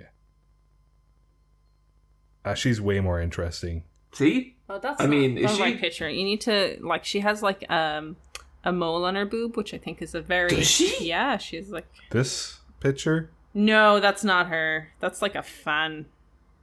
I don't know anything about Genshin Impact, and I'm fine with It's that. waifu Breath of the Wild. Yeah. That's fine. Here we go, Bryan. There we go. That's just like Bayonetta. She likes to gamble and sleep. See, she's a mole on her titty. Can I see? Oh wow, a little secret. I actually never spotted that. I did. Yeah, she's way cooler than whatever Barbara. Barbara. What you have to do is delete it, re-download it, use your pulls, try and get her, delete it, re-download it. That's what gacha freaks do. They will. You know the sad part though? I enjoy playing it. It's just very chill. And like, I like just beating up the monsters.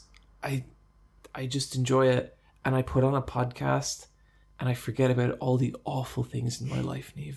So how many waifus are in this game now? It's been out. They're nearly all two- Like waifus, 30. especially the boys. Yeah. Jeez. Are there any animals or furries or anything like that? There's a zombie.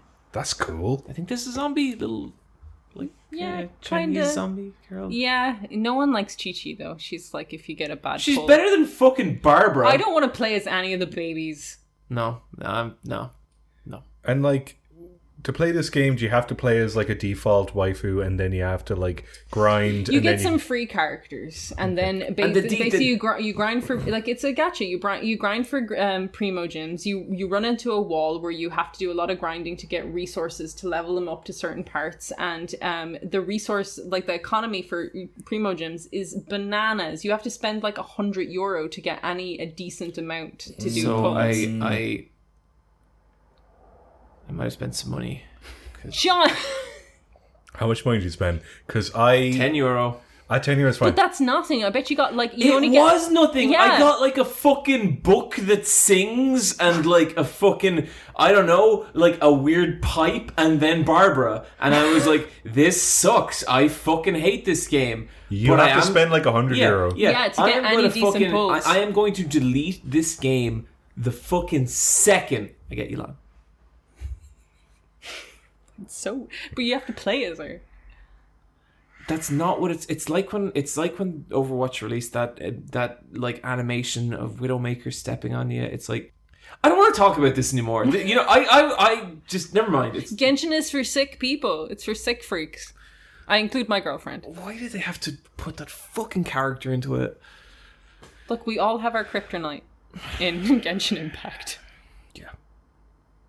Brian, what the fuck else is your thing?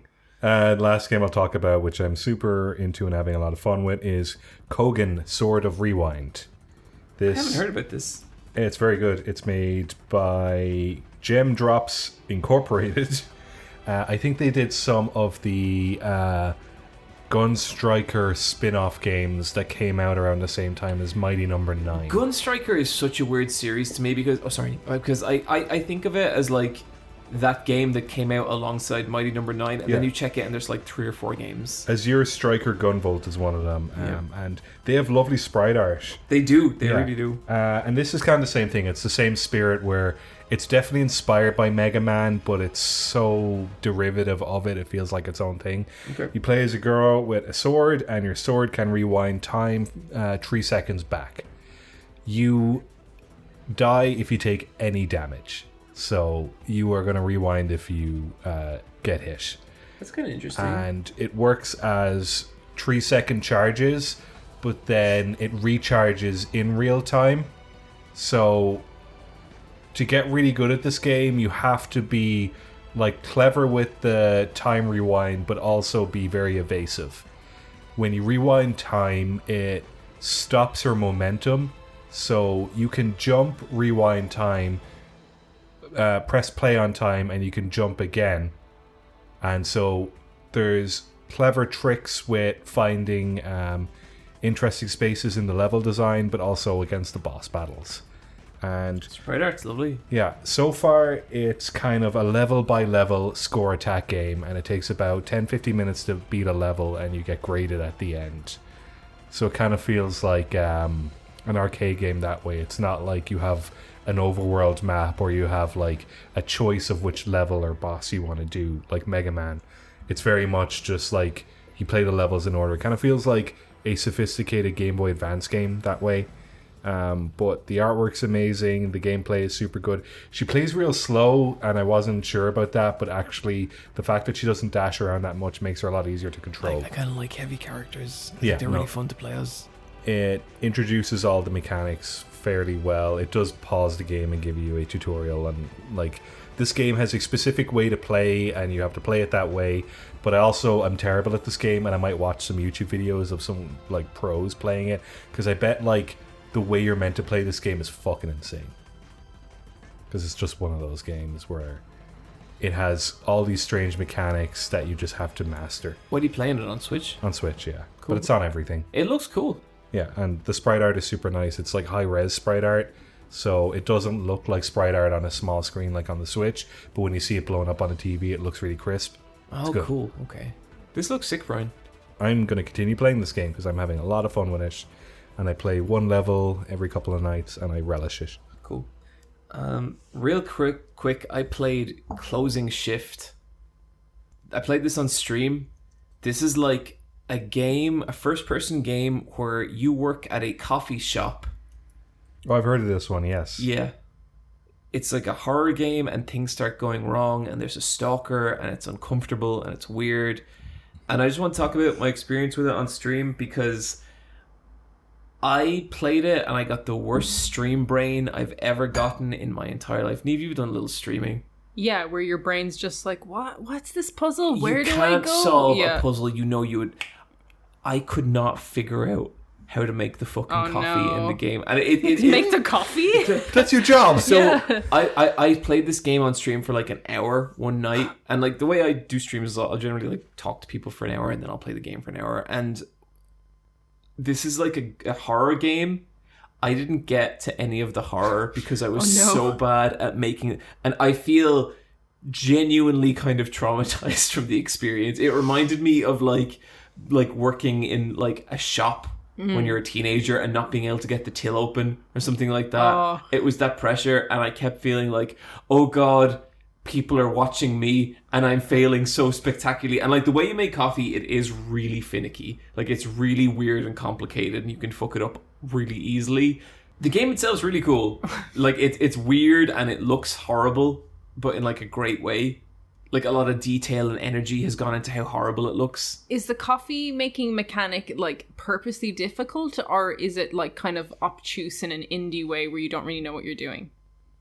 I would really put it on like the 50-50 line between those two. I don't know what the intention was, but I fucked up. Like it's things like, okay, if you want to make like shredded ice, you have to get a plastic container, put it in the blender, then get the ice, put it in the blender and take it out. If you get the plastic container and put it on the counter and try to put the ice in the plastic container and then put it in the blender, it won't work. But there's no feedback telling you it won't work. You'll just be like, why didn't the ice blend? That's annoying. That feels like just janky game stuff. Yeah, it's annoying. And in front of 600 people, it's fucking terrifying. Oh no. Yeah. So it's like a bad version of Cookie Mama or one of those things. Yeah, I felt really bad because like, well, that was clearly a bad stream. But then people told me that my pain was amusing. So that was... Oh, I guess yeah. that's something. I like that kind of stuff. Yeah, but yeah, streaming was fun. Thanks to everyone from the LFAB community who joined in on those streams. It was really fun. And thanks to everyone. I feel like every like third or fourth person at my meetup at London was an LFABer. Wow. And that was very nice. You sent us a very nice video. You did. Yeah, oh, that dude was such a sweetheart. Like, my God. I have a special section at the end of this podcast for those little kids. Okay. For those little guys, for those little Europeans. They know who they are. I We'll also get to it. streamed Fortnite. Did I talk about that on the podcast? I don't think so. I don't think so. The greatest Yeah. game ever. Unfortunately, Fortnite's pretty good. I'm disappointed. It's a good game. You should stream Halo. Should play Ocean's Heart. Maybe you'd like it. Quicktime Events.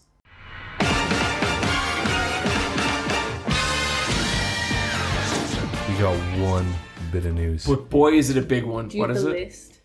No. What's the one news item when you don't even have the list? Okay, so it says here, PlayStation Plus, PlayStation Classic games announced.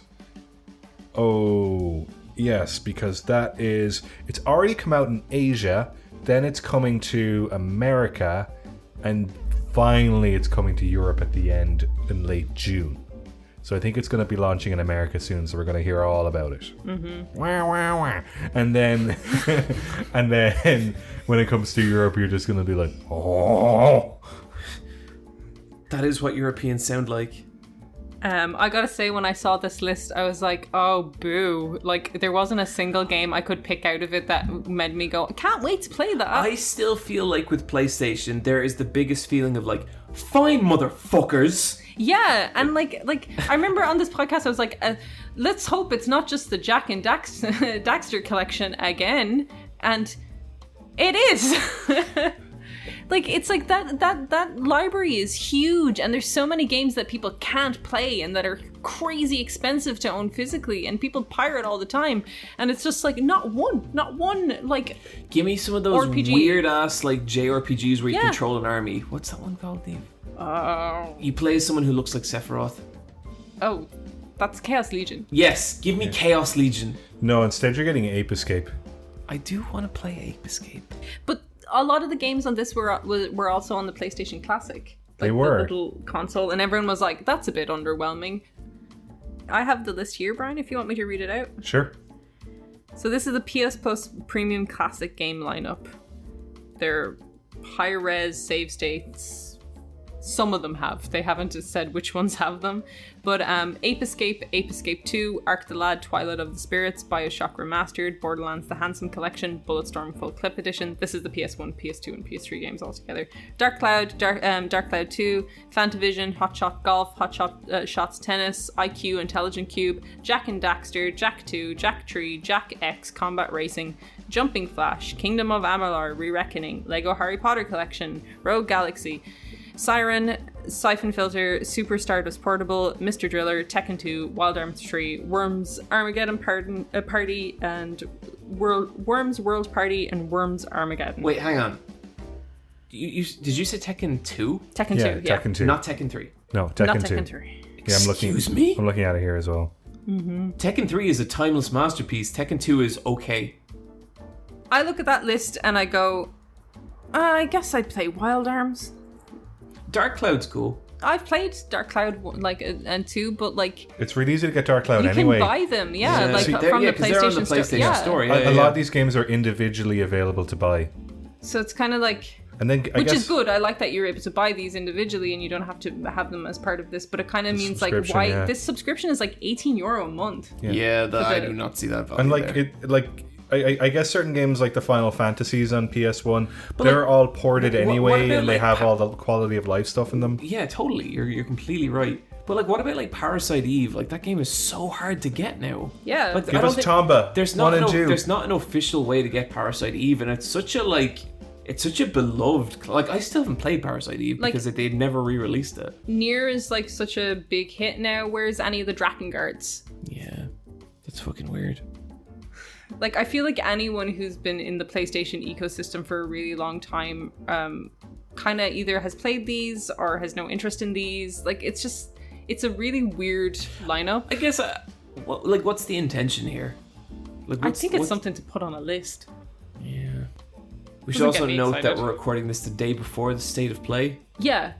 Do we know that State of Play is all VR or is it some VR? No, I think there's going to be a lot of VR in it, but like maybe they're going to announce another aspect to this lineup or something, because this is some of the games. Do you guys want to throw out some like general feelings of us, how we might feel how do we feel about what they showed of Final Fantasy 16 retroactively? I'm skeptical. I'll play it either way. Yeah, I know. I'm playing it. Yeah. I'm playing it. I'm so excited for this game. I love Final Fantasy. Have you played any, Brian? I You played played a bit of 6 and 7, didn't you? yeah, Did you like them? they're good. Yeah, How much of 6 did you play? 4 hours. Yeah. Like I was like, this is cool. So what? Ice cream's cool. I think you'd like 9 the most. Yeah, no, I watched Rebecca play 9. I had a great time. Yeah, 9's the most you, Brian. Maybe I'll play 9 when I'm like an 80-year-old man. Maybe they're doing a remaster of 9 that was like rumored for ages. Yeah. Maybe Yeah, we'll find we out haven't tomorrow. seen anything. I really want to go back and play the remaster of 8. Oh, it's not a remaster. It's like it's a light up-res, I guess. I don't know, Niamh, they redid his face. Because they broke that meme. It's true. For the worse. I'm not confident about the direction they're taking Street Fighter 6, but that new Girls looks pretty cool. That's my prediction of what I'm going to say about the Street Fighter 6 trailer. I like the big strong man. Oh yeah. New grappler, that's fun. Yeah. Any chance we'll ever see Bloodborne news in terms of a remaster? I feel like there was something going around about Bloodborne recently, wasn't there? That was keep doing that. That was though. a prank. There's always Yeah. a prank. Okay. How you feeling about that new Silent Hill? I'm happy for you, John. Yeah, I don't have any emotional connection to the series really, so Well, in that, I'm sad for you, John. yeah, like it doesn't make me excited as a potential customer. I'm very happy about Tomba Tree. Like that Okay, that's for me. Silent Hill is like Resident Evil if there was like a point. Resident Evil is like Silent Hill if you had a shotgun and could shoot the shit out of all There's everything. shotguns in Silent Hill. They're better in Resident Evil. Fuck, they are. God, that shotgun in Resident Evil 2 is so good. Very good. Oh, that's so good. Come back in 2 weeks for an impression on the state of play. But we're into it now. It's going to be Keeley's E3. Key 3? Yeah, Key 3 I think is going to be on the 9th? Question mark? We'll maybe figure out the recording of our next episode to coincide with that being afterwards. Yeah, we won't play any games and we'll just talk about the news. Yeah. Which is in Okay, this do episode. you guys want to make a pact right now? No games. Fucking hate video. You know what I'm going to do? Watch Obi-Wan. Yeah, you're gonna love it. You're gonna watch RRR. It's gonna be great. Yeah, I'll watch that. John, you're gonna watch it too. Yeah, I am. And I'm excited because it does seem pretty cool. I'm sure there's more news, but we haven't put down anything. Yeah, do you know what that means? Emails.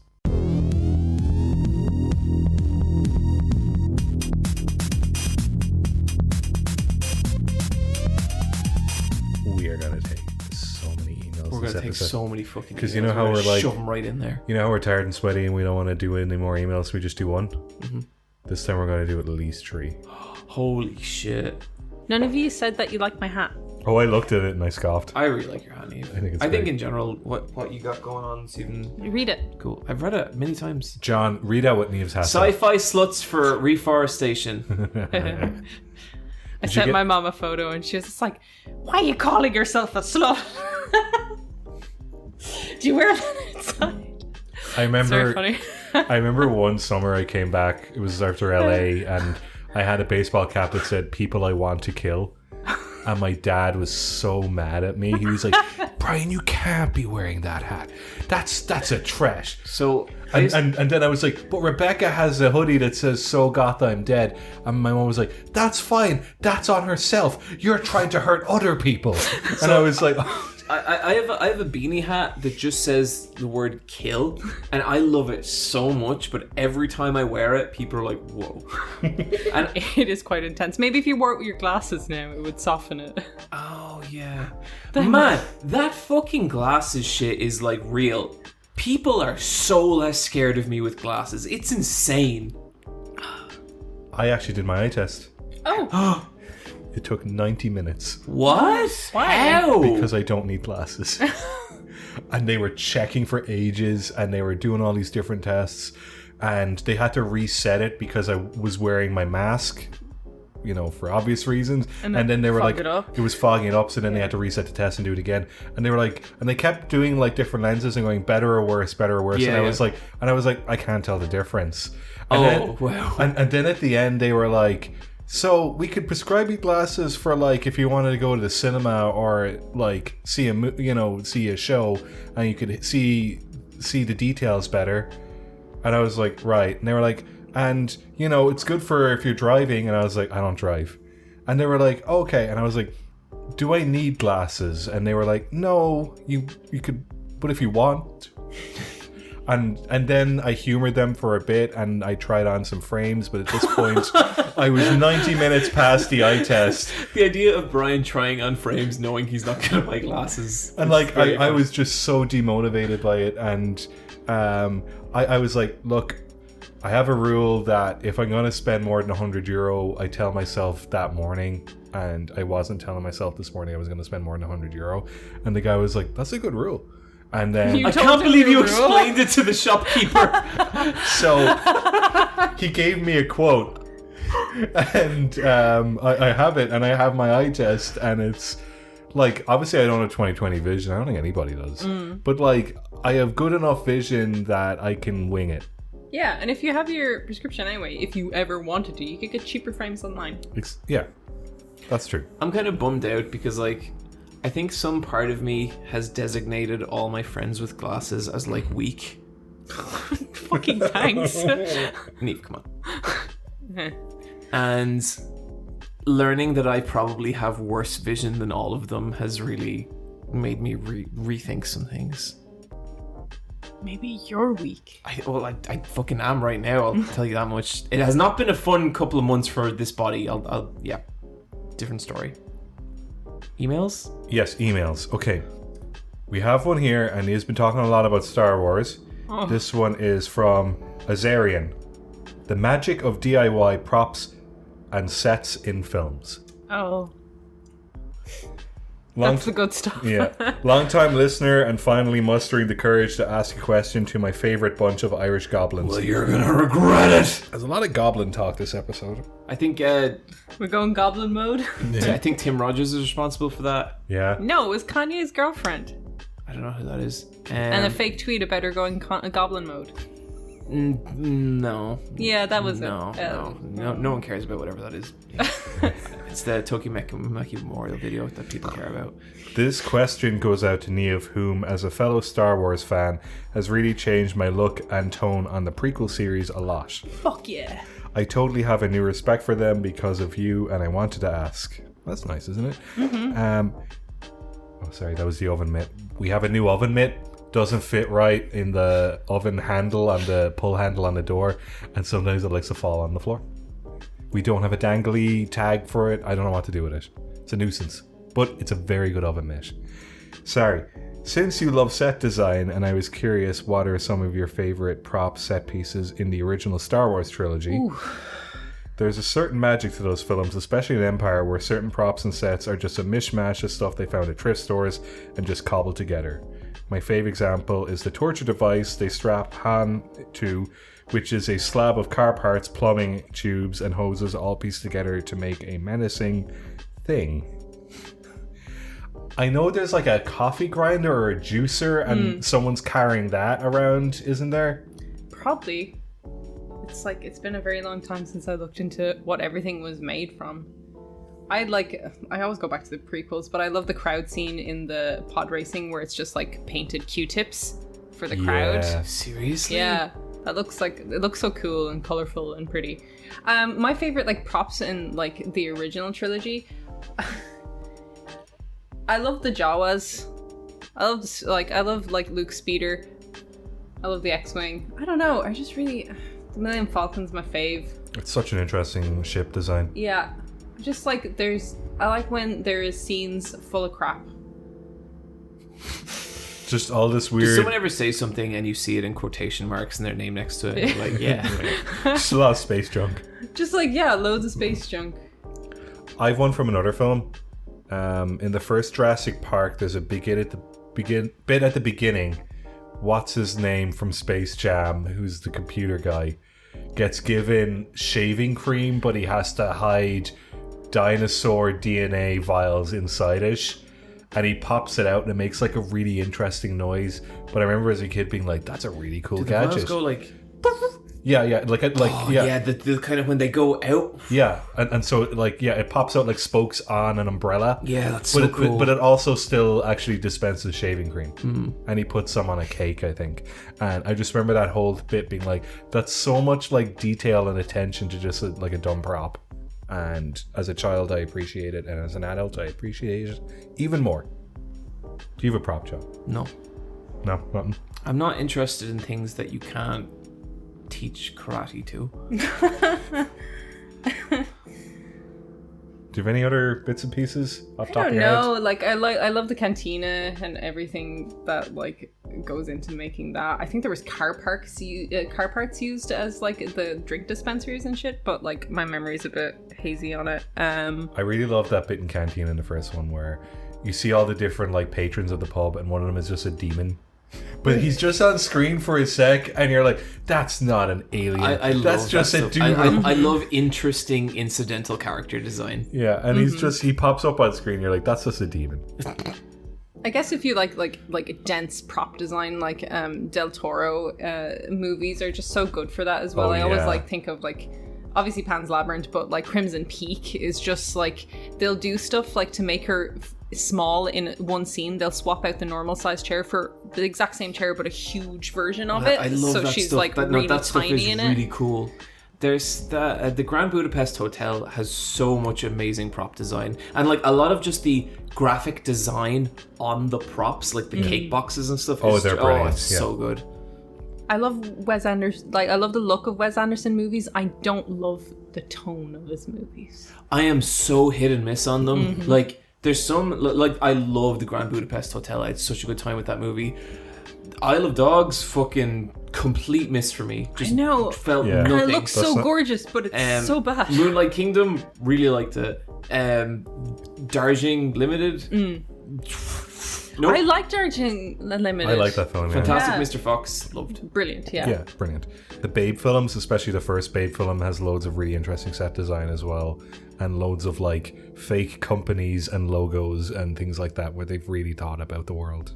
There's so much artistry that goes into prop design and just like making props for movies and stuff, and it makes me sad that it's like, it's just something that's kind of been like, I don't know, budgeted out of things a lot of the time. One of the best is. talks I ever saw at Offset was a prop designer, and she just her going through how she like makes shit for films, and just her like passion for it was super cool. She's like, okay, then you know they changed something in the script, and all of a sudden this prop has to look 100 years old, and how do we do that? No, it was really fascinating. I lived with prop designers when I was in college, because in the college we went to, there was obviously prop design as well as animation. Yeah, it was a movie college. Yeah, and like the two guys I like lived with were just like would make full scale like movie monsters. So there was a Freddy Krueger in our kitchen for so long, but there was also just like so much like foam board like crap around the kitchen as well, so it was very hard to eat in there.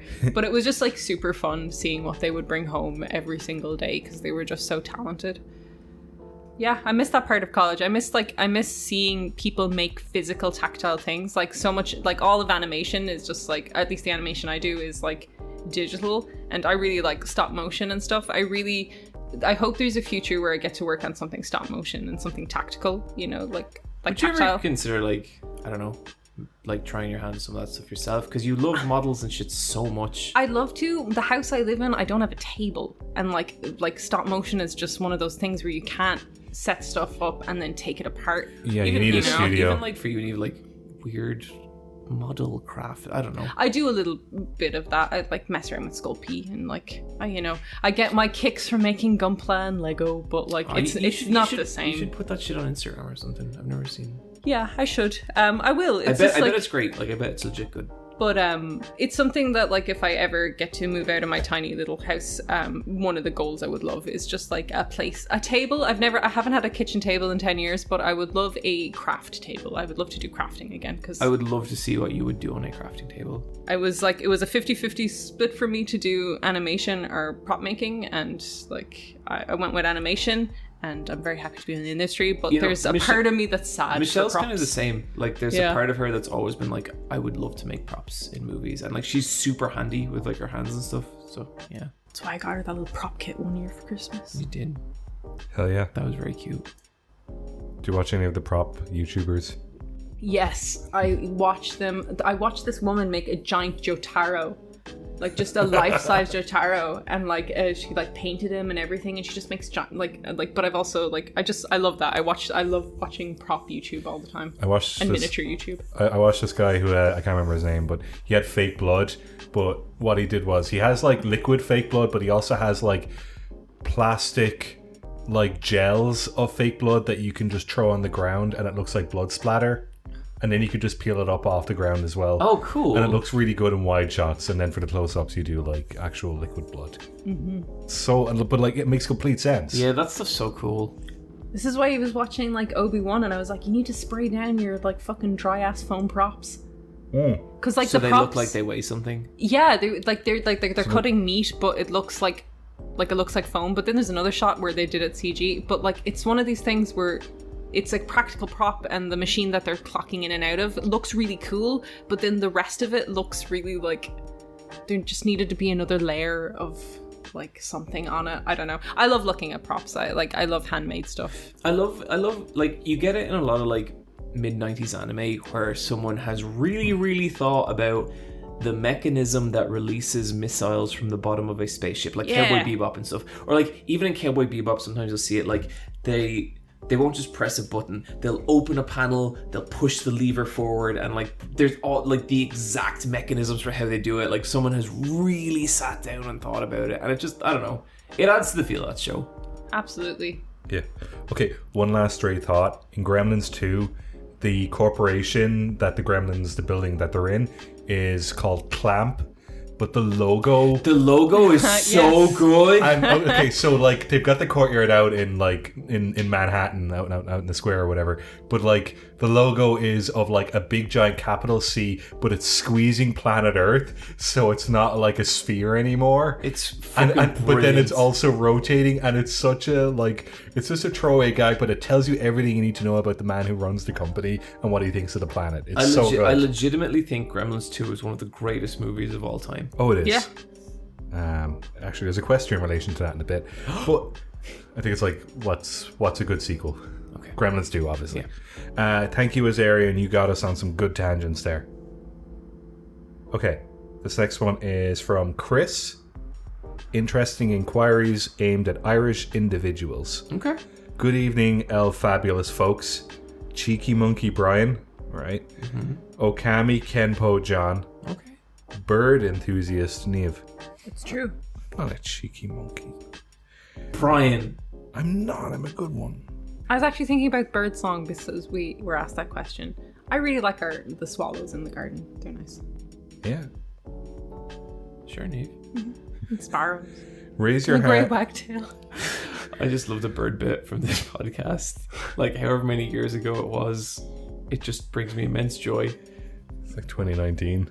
It's a long time ago now. Like, I'm very ready to just leave life and live on a farm with birds. Cool. Let's just let that hang, Bryan. Sorry, Chris. We're not doing anything. Okay, Chris' question. Raise your hand if you feel like answering some more questions. I better see 3 hands up. Yeah. Yeah, you see 3 hands up. Okay. What are some of your favorite movie tie-in games? They don't seem to be made anymore. I think it's because of that Aliens, Colonial Marines Wait, were these game. questions not meant to be Ireland orientated? Yeah. Chris. I guess GoldenEye, obviously, for N64 is very good. I don't know what else. Movie tie-ins. Mortal Kombat, the movie, the game. You're thinking of Street Fighter, the movie. Oh, the game. sorry. Yeah, sorry. Yeah. This is like an old memory, like so I don't know if it's even a good game, but the X-Files PS2 game, I remember really liking that when I was younger. I remember there was a Men in Black PlayStation 1 or maybe PC game that was like kind of cool, kind of weird. Yeah, Okay. PlayStation 1 and 2 had like a lot of tie-in games. Like Toy Soldiers had like a game. Yeah. That's another, if you like props. Small Soldiers. Yeah, Small Soldiers. Small Soldiers, great. Love that Which is movie. also directed by Joe Dante, who did Gremlins. Oh, Small Soldiers. Small rules. Soldiers. Yeah, one of that's my such a favorite cool game. Yeah, movies. it's a very I good. wanted those toys so badly. Same. Never got one. Alan, Me Keeper neither. of Encarta. I gotta rewatch that. The sound. I for some reason had the soundtrack of that movie On CD. and it fucking ruled. It just had all this like 80s war related songs that were all class, and I just loved them. That's a great film. Kirsten Dunst, one of her first one? Yeah. Really? But Yeah. it's post Jumanji, but before like the Bring It On and the Spider-Mans and all of them. Yeah, because I'm not gonna say it's a Jumanji, but it's pretty good. Yeah. I'm saying it's better. You think so? Well, only because Jumanji kind of scared me. That's why it's so good. Jumanji like That's why you stressed need me it. out. That's why you need it. Neil. That Yeah, bit I where that know. little boy got sucked into a board game. I was like 7 and it's I fucking Jumanji showed us that life isn't okay. And like those CGI animals don't look nice. They're animated well, but they don't look When very- Robin Williams rips the like monkey boy's pants to let his tail free, That like was so upsetting. that was so upsetting. There was something about that was so like just horrifying that it just like sticks in my head so I clearly. really like when Monkey Boy has to get the axe, and so he's using the axe to smash the shed open, and then he looks and it does like a little close up of his little monkey face, being like, "For fuck's sake!" And then he grabs the axe and runs back in. The Aladdin Super Nintendo game was really, really good. Yes. The Mission Impossible game for N64 wasn't great, but it was weirdly ahead of its time. Like, that, to me, predates, like, Hitman and a lot of stuff like that now. It's not a movie, but the Dragon Ball game on Game Boy Advance, I think it's called Dragon Ball Advanced Adventure, is fucking brilliant. Dragon Ball Budokai Tenkaichi, that game fucking rules. I'm sorry everyone is so weak that they could never see it. I feel bad for you, but those games are genuinely fucking brilliant. Okay, this is an Irish question. Okay. How accessible is Ireland to folks like you who do not drive around? We live in Dublin. Yeah, Dublin, very. Yeah, like... If you live in rural Ireland, you have to drive. Yeah, you have to drive. Yeah, you've got to have a car. It's like Dublin has transport, and then it has buses out of Dublin, and then buses into Dublin, and that's it. Yeah, like if I want to get home, my parents have to come up and collect me, or I have to get a train to one of the towns, but my parents need to come collect me from there. There is no train line or bus line straight to my little town. There's no direct route. Yeah. Our overall, like, transportation is kind of terrible to the rest of the country. So, like, even if you're a tourist and you want to go, like, see literally anywhere else, like Clonmacnoise or something in Offaly, you're going to have a hard time unless you're going to rent a car. Mm-hmm. Yeah, and apparently renting a car costs a fortune because they know it. Yeah. Because they have that, there's no competition. But when you're in Dublin, Dublin is like a city, but it's quite a small city. Like, you can walk around it. Like, it kind of reminded me of Lisbon, which is bigger, but like you can walk a lot of Dublin in like 30 minutes. That's what I kind of like that about Dublin. Yeah, I like starting at, I don't know, like Lower O'Connell Street and then kind of going to all my stops all the way up to like the top of Grafton Street. It's nice. Mm-hmm. It's definitely what's nice about it. You know, you're kind of like, once you make it to Jervis, you're probably like 20 minutes away from wherever you need to be. Yep. Yeah, totally. At any time. Yeah, it's very accessible that way. Okay, in your game collections, which section are you most proud of? This is by system. Dreamcast. GameCube. I guess my PS2 is the most interesting, but I've actually been focusing on PS4 because I have a big sexy brain, and those games have dropped significantly in price, so you can get everything for around a tenner now. I kind of thought that everything had kind of rose. It's cool that PS4 hasn't. Yeah, no, PS4, because it's like the last gen. It's in the sweet spot, yeah, where it's not retro, but it's also like you can play these games on your PS5, so you can pick up really, really good and interesting games for like €10. So my PS4 collection is actually kind of the most impressive, and like I've been focusing on Switch a little as well. Yeah, I do. Yeah, the Switch gets some like very small releases on it. Mm-hmm. I feel like I have a really good PlayStation 2 collection as well, but it's like they're just all games I got when I was, that age. Whereas the Dreamcast was something I kind of collected retroactively, so I feel like I nearly have more pride in it. You know what I mean? Yeah, it's like games you like sought out kind of thing. Got some Zombie Revenge, got some Dynamite Deca, got some Power Stone 1 and 2. I bought a bunch of stuff for the PS4 that I'm excited to play, and other stuff that I've tried to play and like was not very good. Like Crystar. I started playing Crystar. That's not a good game. That's the Sega 2D platformer? It is a 3D anime game where you play as an anime girl whose sister goes missing, and you have the most clubfoot sounding footfalls ever. The devs who make Crystar also make COGEN. Okay. Which checks out. I was just like, oh, okay, I'm gonna trade in Crystar. But the next one that I bought, that I got for a tenner, was the Mad Max game, and that's like seemingly pretty good, and I'm like really excited to play it. That game came out around the same time as Phantom Pain. Kind of people talk about and being like, that game's actually alright. Yeah, I've got that downloaded onto my PS4 from PS Plus.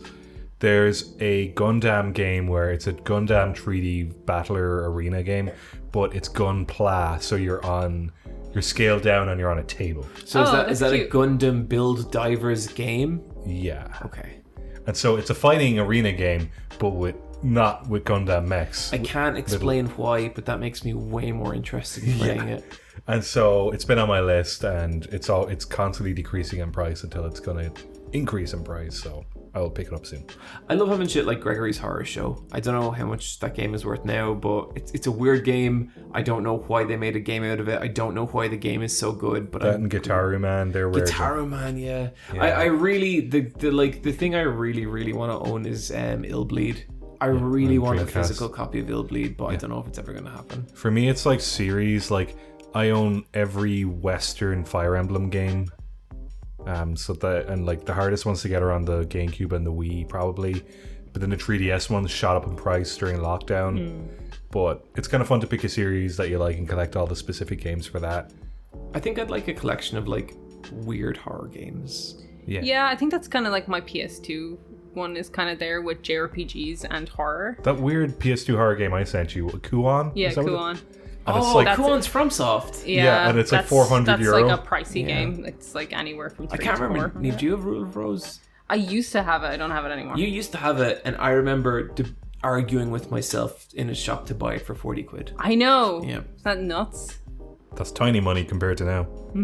But yeah, I guess it's like, then the follow-up is how do you display your collection with shelves and so on. And I have so much. I have a lot of shit and nowhere to put it. Like, Niamh has a very good shelf set up in her home, in her house. Yeah, it's like shelves behind my like staircase. Like my house is like really weird because I'm renting a really old house. But it's very tall in the middle. Yeah, it's like it was a house that was meant as temporary housing for rail workers in Dublin. So it's like tall with small little rooms in it. But this house is like 150 years old. Yeah, Or maybe like 120. yeah. So it comes with all the problems that a really old house is. But like there was like shelving behind, like it has spiral staircases up and down it because it's like 3 floors of like really small rooms. But like behind one of the spiral staircases is just a huge bookcase. And I put the games that I'm least likely to play behind the bits that I can't access. And the ones I'm regularly playing, like PS4 and Switch, at the top kind of thing. But they look nice. Yeah, all there it's a together. really good display. I'm always impressed by it. Thanks, Bryan.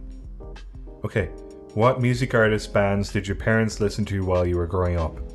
Do you still, or did you ever like any of them? Yeah, I think it's why I like Talking Heads, or why I like Pink Floyd, because my dad had it while I was in the back of the car and he was playing it from the speakers.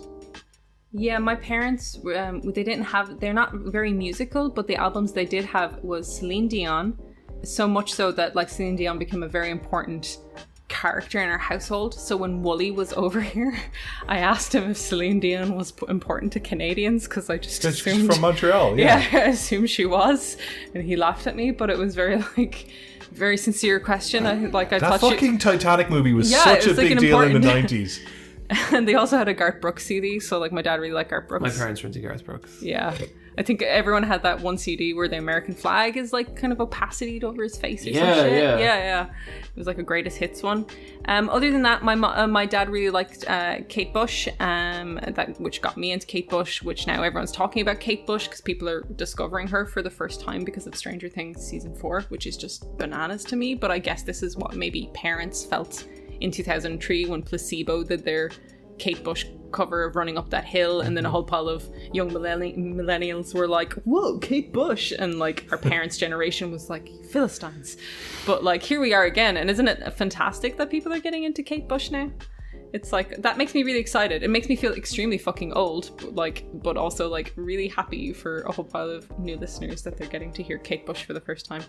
If you like Kate Bush, try Tori Amos and PJ Harvey. Yeah. You could do that. That's my advice. I don't know that my parents' music ever had much of a impression on me. My mum was real into Elvis. I love Elvis. Yeah, I mean, I can't wait for that. I can't wait for that Baz the Luhrmann movie. Luhrmann Elvis movie. I'm like genuinely excited. Apparently, everyone was exhausted every day at the That end was of the filming. first tape I ever got. I asked my mom for an Elvis tape, and she was like, "Do you not want Aqua?" And I said, "No, I want Elvis." See, I I want think I got kind of like excited about Elvis from seeing him referenced in cartoons. You know, my older cousins had a big impression on me with like the kind of music they listened to. I always remember they had like a single tape of Wonderwall, Oasis's Wonderwall, and so I'd go down to their place for the weekend. And it was always so fucking wild because they had no like parental supervision or anything, and we'd sit there the entire weekend playing Secret of Mana, just listening to Oasis Wonderwall, Take It Out, Gangster's Paradise, back to Oasis Wonderwall, and we'd listen to them like 100 times. And whenever I play Secret of Mana now, I can hear Wonderwall, and it's the most like it is the strongest blast of like nostalgia I get. That's so wild. For me, it's Mario Kart 64 and Shania Twain. Brilliant connection. That's what... I feel like a man, I feel like a woman. That Yeah, one? because we would play it, but my friend had an older sister and she was like, I'm in charge of the music. And she had to record off the radio, so the song would end with like, and that was Shania Twain. There's that old song, really old song. 1 and 1 still is 1. You know that one? No. Fuck, I can't remember it. Sing it. I think what you That's all I can remember. Sing it. gotta know about When Ireland. we cry, when we dance. What is this song? To I'll get romance. Shazam out. Yeah. People in the comments, what is he singing? I have no idea. It was a really like sad, cool, bittersweet song, and it played a lot on the radio. And it's around the time I discovered really fucked up anime on the German sci-fi channel at like 3 a.m, and I'd see this shit and it would like genuinely kind of traumatize me, and for some reason that song got interlinked with it. So I have these really visceral memories of anime characters, like 80s anime characters, just getting their fucking heads kicked in and this song playing in the background. That's wild. Yeah, it's a really like, honestly, it's a really beautiful memory, and I love it so much. I think the generation of millennials in Ireland didn't have access to a lot of stuff because, we didn't have internet. We had very few channels. It was the start of maybe getting skyboxes for like digital TV. But like most of the stuff our parents have were like compilation albums as well. And maybe they would have like 1, 2, or 3. So Yeah. it was kind of like you would listen to the same stuff over and over and over again, and stuff would make weird connections. Or you would record stuff. I had a recorder and I would record Alanis Morissette off the TV. Oh, I had a Alanis Morissette CD and I loved it. Mm-hmm. Yeah, Jagged Little Pill, I think it was. Yeah. Oh, yeah. Good CD. Yeah, but like you're totally right, Niamh. Like I think one of the biggest things that separates like media consumption now and media consumption then is like when you got a game, fuck whether you liked it or not. You were playing it. You were gonna play it. You were gonna you would get a DVD or like a VHS even, and you were gonna watch it like 20 times because that was all you had. Mm-hmm. And I don't know, maybe that was also an American thing, but I feel like Ireland was like quite limited in its media for a long time. I'm sure it was an everywhere thing for the time, but then like you add in Ireland to the situation, and then you add in kind of like we have like one state broadcaster, and you kind of like the movies that RTE bought were kind of the movies you would know kind of thing. Mm-hmm. It was a big deal when they had the James Bond season. Yeah. RTE would buy the films that were big in the cinema 3 years ago. Yeah, for sure. And you'd watch them. I still watch them at Christmas. yeah. I still watch your Christmas because you're like, you know what? I'm in the mood for Toy Story 2 right now. Yeah. Mm-hmm. What is your pettiest backseat gamer behavior feelings? So watching someone else play a game and trying not to be like... Yeah, like, I'm trying to think if I watch a Let's Play and am I like, doing it wrong? No, I'd never be like that with a Let's Play. But if I'm watching like maybe my girlfriend play a game, I know I used to be pretty bad for it, so I've actually stopped myself. I'd be just like, you're doing this puzzle terribly. She doesn't understand card games. And I'm just like, how are you not getting it? I remember... I have to leave. I remember Rebecca was playing Wind Waker and she was having a great time, but if I was in the room, she wasn't. Because I knew the answer to the puzzle. And sometimes she'd be kind of like, oh, how do I do this? And I'd be like... Actually, I did have it once with Rebecca. One time I was here and Rebecca was playing Yakuza. And she was right at the end of one of the Yakuza games. And I was watching her fight. And I was so appalled. Oh, yeah, because she didn't dodge. And she I can't remember. She didn't dodge. She didn't dodge until Yakuza 1. She didn't dodge or she didn't block. And so she'd just get knocked onto the ground and she'd be like, for fuck's sake. And I didn't want a backseat game, but I was like, she's like at the end of this like 70-hour game. She never dodged in Yakuza 0. And I was like, what? But then in the other game she did. Oh yeah, well she played like 8 of them in a row, so I imagine she got pretty good at them. But yeah, she beat the entire game without blocking. But like some people do that. Like my Rebecca sometimes doesn't read prompts, so she'll go through the entire game not knowing a system exists. So, like she didn't level up 9S or like 2B in any of Nier. And I was like, what the fuck? These two things are kind of different because like with your Rebecca, Bryan, like it was it was a little hard to watch because it was just like hear you getting knocked down every like 5 seconds, and I was like, oh, this is not good. Your Rebecca Niamh, like sometimes she just has this weird knack with video games, and to be honest with you, it drives me fucking crazy. She plays things on hard mode by accident. By accident. Yeah, like, she's not leveling up or something. When the first time I got talking to her about Bloody Palace, and like, keep in mind, I'm someone who's been playing character action games for like 20 years. I was like, yeah, I'm on floor 70. And she's like, oh, cool, I think I'm on floor 80. And I was like, oh, okay. And then she was like, oh, but that's actually before I leveled up my health. And I was like, you got to floor 80 without leveling up your fucking health? Like, and I was like, not annoyed, but it was like, well, this is humiliating. She played so much of Nier, and I was just like, you can buy more space so you can get more chips. And she was like, what? I haven't been touching that. And I was just like... And like, parts of Nier are not easy. Yeah, wow. It's a tough game. But yeah, I don't backseat game. I don't get frustrated when I watch other people play because, like, I don't know, if I'm going to watch an Elden Ring or like a YouTube video of someone gaming, they're probably usually pretty good at it, so I don't. Yeah, they're usually way better. When I watch than us. Michelle play games, she will get annoyed and she will be like, "What do I do?" Yeah. And I'm like, "Oh, yeah." I lend my games out to people sometimes, and they'll message me going, "How do I beat this boss?" And I'm like, "Just have to be strong. I don't know. I'm not telling you." I love seeing other people play a game that I like, Oh, it's great. and like seeing how they tackle the same problem. I think it's really interesting. Sometimes I get stressed out because I think like I want them to have a nice time with it, and then I'm like, oh, I am making this about me and I need to back off. Yeah. And I think realizing that's important. Yeah. There's a lot of manga out there. Sorry, it's a question. There's a lot of manga out there. So guys, there's Bryan. a lot of manga out there. Bryan segues into a completely different conversation. We're still on the second email. Okay. There's a lot of manga out there, and your living space can fill up with books fast. What manga series do you each own physically? I own original Dragon Ball physically, and I own select volumes of One Piece Enice Lobby / Water 7 Water 7 / Enice Lobby. Other than that, I prefer to just keep it digital. Rebecca has all of Yu-Gi-Oh! That's fine. I own a fair bit of Yu Yu Hakusho. Yeah, you do. I want to own all of Yu Yu Hakusho. Other than that, you see, like, I own all of Death Note because that's only like 12 plus the 13 it comes volume. back to the apartment thing though. Like, my shelves are just bursting with shit already. So like, I want to own all of Berserk physical, but I'd have nowhere to put it. I want to own all of Akira. I really want to own that big One Piece box set that goes up to like Enid's Lobby or something like that. Yeah, I know the one. That's so fucking cool.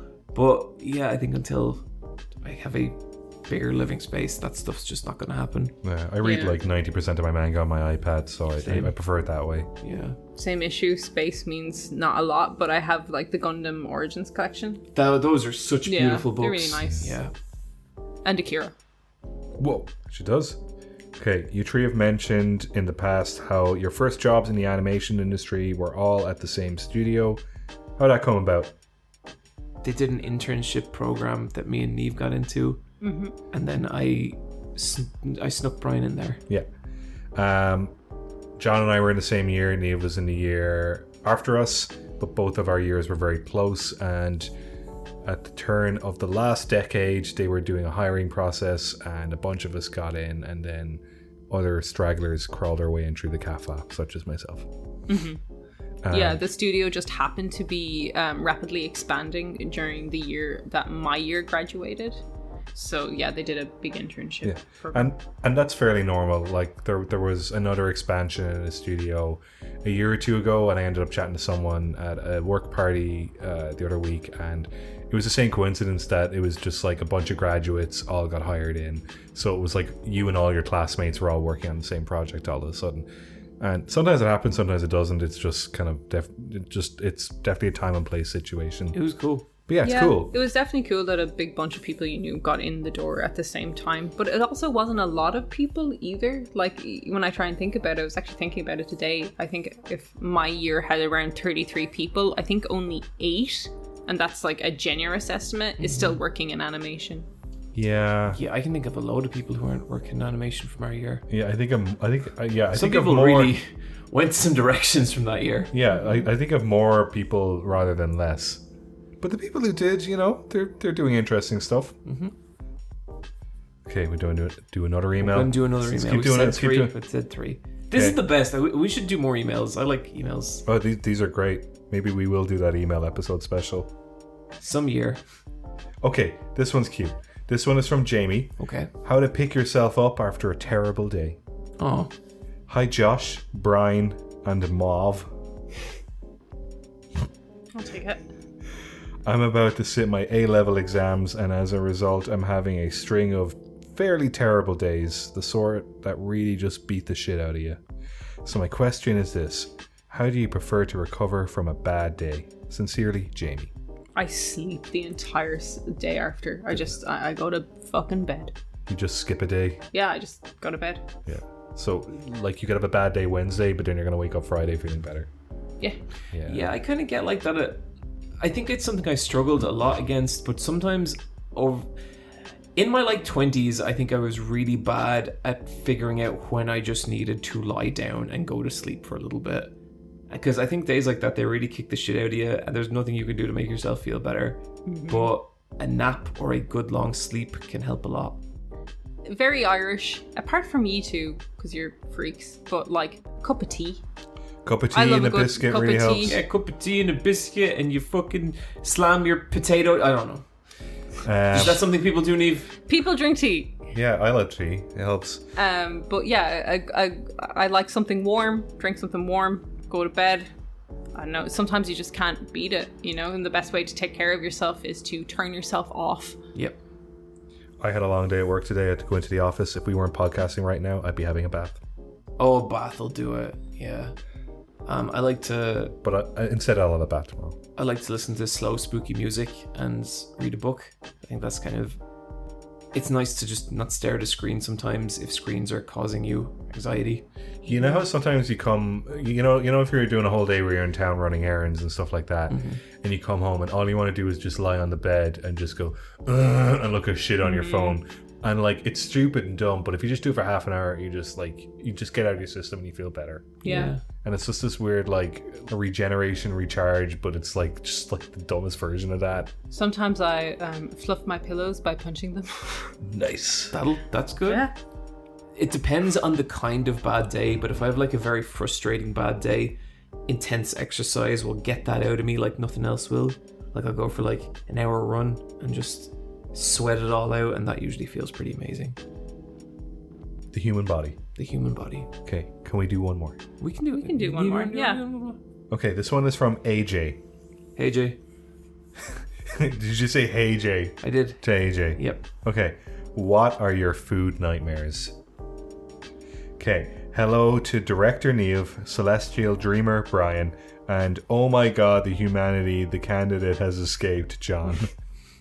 Is that a reference to something, or is that just fun? And this is pretty good. It's pretty good. Yeah. Okay. What are things you've seen people do with food that keeps you up at night? I'm talking about gross food or condiment pairings, but if it's something worse, let it out. And so AJ has an example here. Working at a cinema when I was 16, most of my coworkers would dip their pizzas and popcorn into the ranch dressing. I never liked ranch, but up to that point, I would have said I felt indifferent. Since those days, I hate it with the full strength of my core. I don't know. I'll dip pizza into anything. You give me some honey, I'll dip some pizza into it. Jesus. One time, I saw someone get 2 slices of toast, so like just freshly toasted bread, and then squirt a bunch of ketchup on one of them, and then put the toast on the other side, and then eat it. It's just a ketchup sandwich. Yeah, but like nothing in there except the ketchup. I was a ketchup one as well. I was in a situation where I had to like sit at a table with randos I didn't know, and they were all eating, but there was a girl who just like poured a lot of ketchup on her plate, and then just like with her finger just kept like scooping it up and licking it. That's gonna give you like a weird burp. And I was just like, I don't know, it's just like such a strong visceral image, and this happened like nearly 20 years ago, but I'm still just like, I just can picture it and smell the ketchup, and for a really long time I did not like ketchup because of it. So mine is also a ketchup one. You can be really gross with ketchup if you try. Ketchup is so awful. My friend, I went to his house, and apparently I think part of the fucked up thing is he would have this meal every single night. Okay, he got a bunch of mashed potato, a bunch of tuna, and a big bottle of ketchup. And I remember the first time I saw him do it, he took the ketchup and he just started pouring it on the mashed potato. And I don't mean like a dab, I mean pouring. Like he would be a hefty dollop. He would be pouring for long enough for me to go, I don't know, Michael, I think that's maybe enough ketchup. And he would turn his head and look at me and be like, what do you mean? And the entire time he'd be pouring, and he'd cover the mashed potato in ketchup, and it really bothered me. But then he'd take the tuna, and I don't like tuna, I don't like it at all. He'd take the tuna and he'd start scooping it into the mashed potato, but then mashing it together. And he'd spend like 10 minutes. So it just turns into like a brown paste? So it was just a brown paste, okay? And eventually it was just this slop, and he'd start eating it. But then some of the slop would fall onto the table and he wouldn't notice, and he'd like mash it into the table with his elbow. Oh no. And all his clothes smelled like this fucking fish potato slop. And that table, anytime I went into that room, all I could smell was the ketchup, and it was so upsetting. It's such a sweet smell. It's such a unique. Yeah. And I think like part of what upset me, like ketchup is a small was dose that condiment. he didn't get it, you know? And I, like sometimes I'd look at him and be like, what are you? And then years later I read Glycericide and I was like, I get it. Yeah. Okay, I've got two stories. Okay. One is about cordial.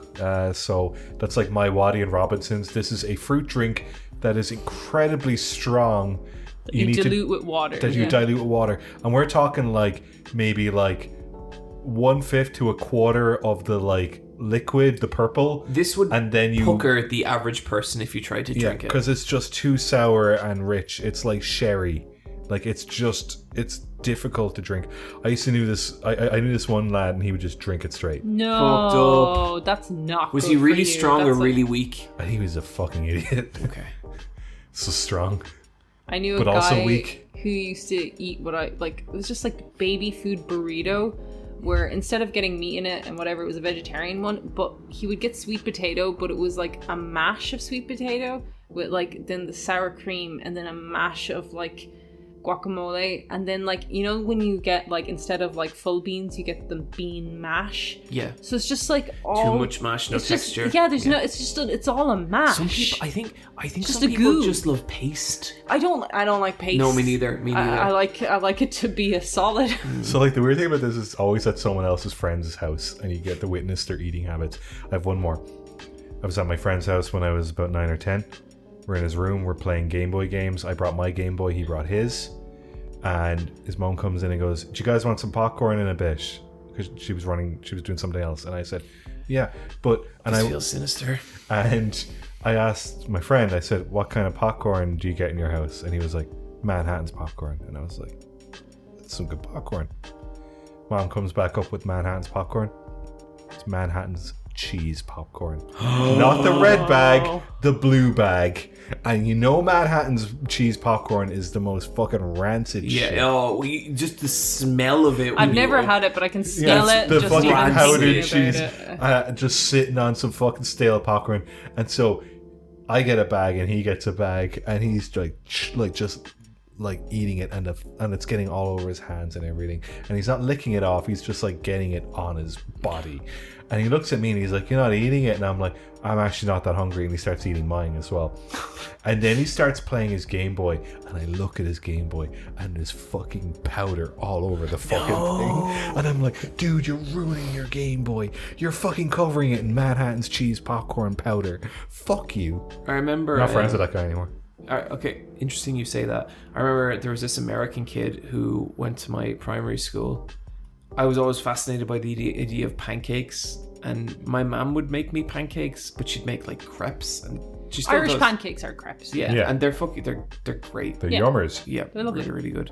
I keep meaning to find a way to have you guys over to my parents so they can meet you properly and also feed you pancakes. I'd love that.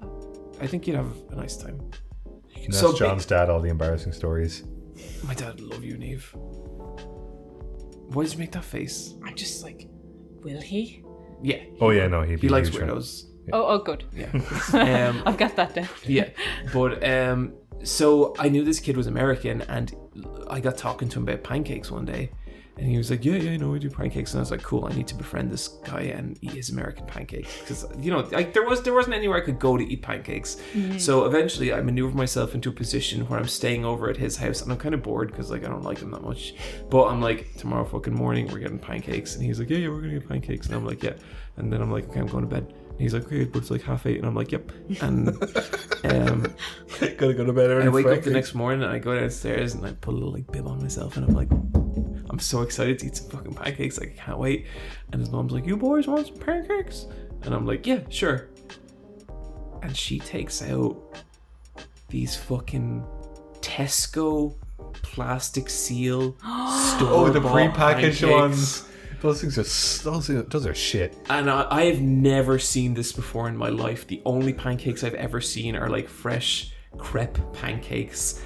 And I'm aghast. But that wasn't the worst part. She then takes out a bottle of golden syrup, not maple syrup. It's not the same thing. It's not the same thing, but I will say it was really hard to get maple syrup in Ireland for a really long time. It was until about like 2015. Yeah. Oh no, that's nonsense. Well, you're a city boy, Yeah. like. Okay, yep, sure. You're from Dublin. Okay. We had to have golden syrup. Yeah, we had to have golden syrup and pretended it lemons was for a really maple long syrup. time. No judgment at all there. If that was a decision that was forced on you, I don't blame you one single bit. But if you're telling me that you have fucking maple syrup available to you and you won't just pay the extra €2 and fucking rot in the slime hell that is golden syrup, I never spoke to him again. It's You're good like, with I pie. wasn't here for store-bought pancakes. No. Do you know the social engineering time I wasted to get to that point? I do respect that you made friends with someone just for food, because I made people throw me a party just so they would bring food before, and it was my biggest ploy, but like by the end of the night they were like, you didn't bring anything. And I was like, uh-oh. What kind of food did you get out of it? Oh, so much. There was really? cakes. There was I orchestrated a potluck at someone else's house. And it was brilliant until the moment that everyone realized that I had done what I did. And We've never seen this in each other, Niamh. We should I love food. we should scheme. We should scheme for food. I like golden There's a lot of syrup suckers in around. pineapple cake. Just saying. That's disgusting. Yeah, you just Brian. had a sick sentence. Have you not had pineapple cake? No, Yeah, actually, I've I had. haven't. Okay, no, I actually. Like, haven't I had- need it though. Like, I like actually pineapple. haven't had pineapple cake. I actually prefer but what pineapple you- cake what- to apple pie. What you just said is like, I like tar with my pineapple cake. Golden syrup is awful, and it's for people who don't understand food. I like golden syrup. I love maple syrup, but There you go. I like golden syrup. I don't But hate would it. you have golden syrup instead of maple syrup? No. no. Okay, well then there's no conversation. But Yeah. but before 2015, I had no choice. Yeah, it's what you had to have. So it was normal until you had the real stuff, and then you were like, yeah, we were eating tar. Patreon shoutouts.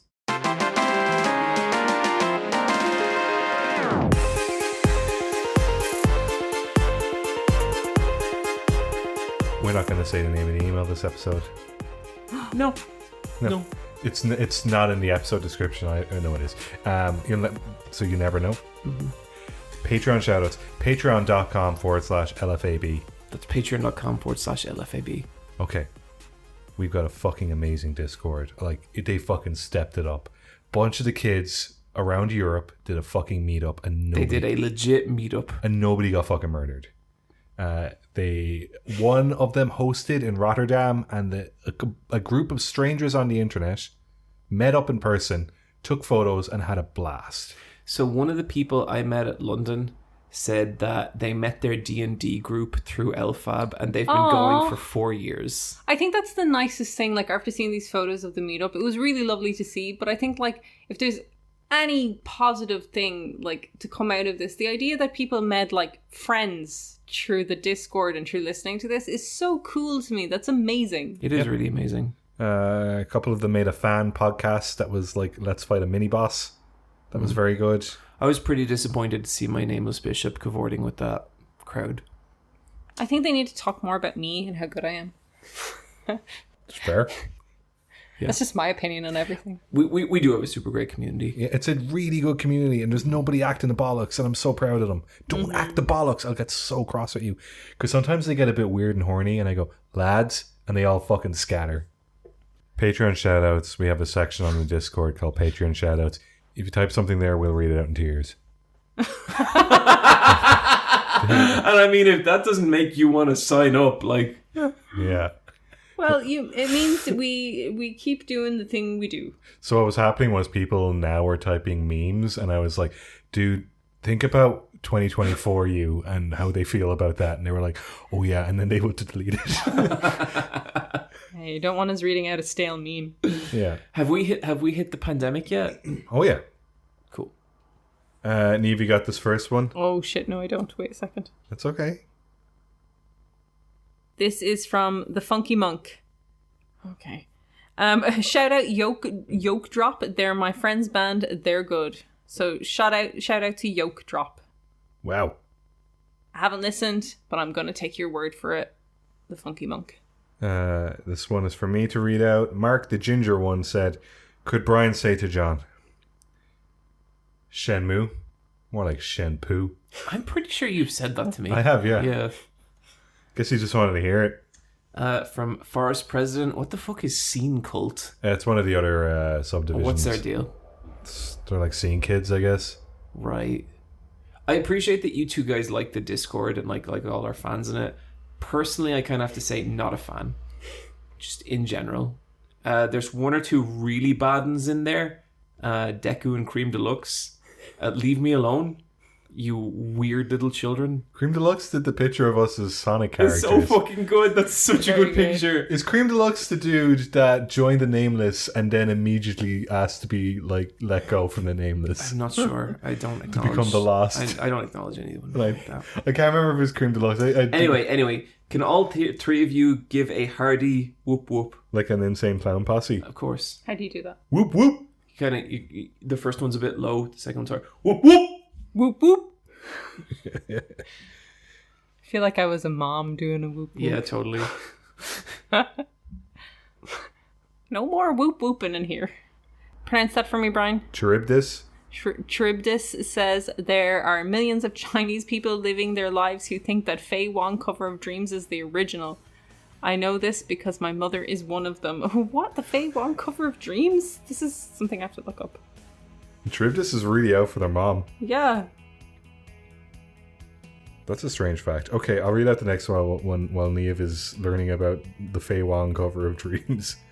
What dream song is this? E.W. says, shoutouts to Rebecca Reynolds, who is a very friendly and talented artist. Smiley face. The Cranberries Dreams? What? That's insane! I did not know Faye Wong covered Cranberries Dreams. Oh my god. This is something I'm going to be listening to tonight. That's insane. Okay, I'm going to try this. Can John please say... Look, guys, I'm dyslexic, okay? This is the last time I do one of these. The first part isn't too bad. This was all one word a minute ago. Oh, you're spacing it out. Yeah, And who's this from? This is from Nameless Dragon Rage. Pneumono ultra microscopic silicovo cano conscious. Yeah. I actually want to know what this is. A lung disease caused by the inhalation of a very fine silicate or quartz dust causing inflammation in the lungs. Wow. Okay. But yeah, this is ominous. Did I just cast a spell on myself? It's a word coined by the then president of the National Puzzlers League, Everett M. Smith, and it has a picture of a little image of lungs with dust in it and a man coughing. You know what else have lungs with dust in it? Loot drop. I sincerely love the idea that there is so many Chinese people in the world that introduction to like Cranberries Dreams is true Faye Wong. That's insane. I love that. I'm gonna drop that Faye Wong's Dreams, but I'm also gonna drop a a article by Andrew Woodhouse, and it's about Ghostwire Tokyo and about the horror of Ghostwire Tokyo maybe being gentrification. Because the devs who worked on, Ghostwire are living in Tokyo. They're referencing the city. It's a real marriage between myth and legend, old and new.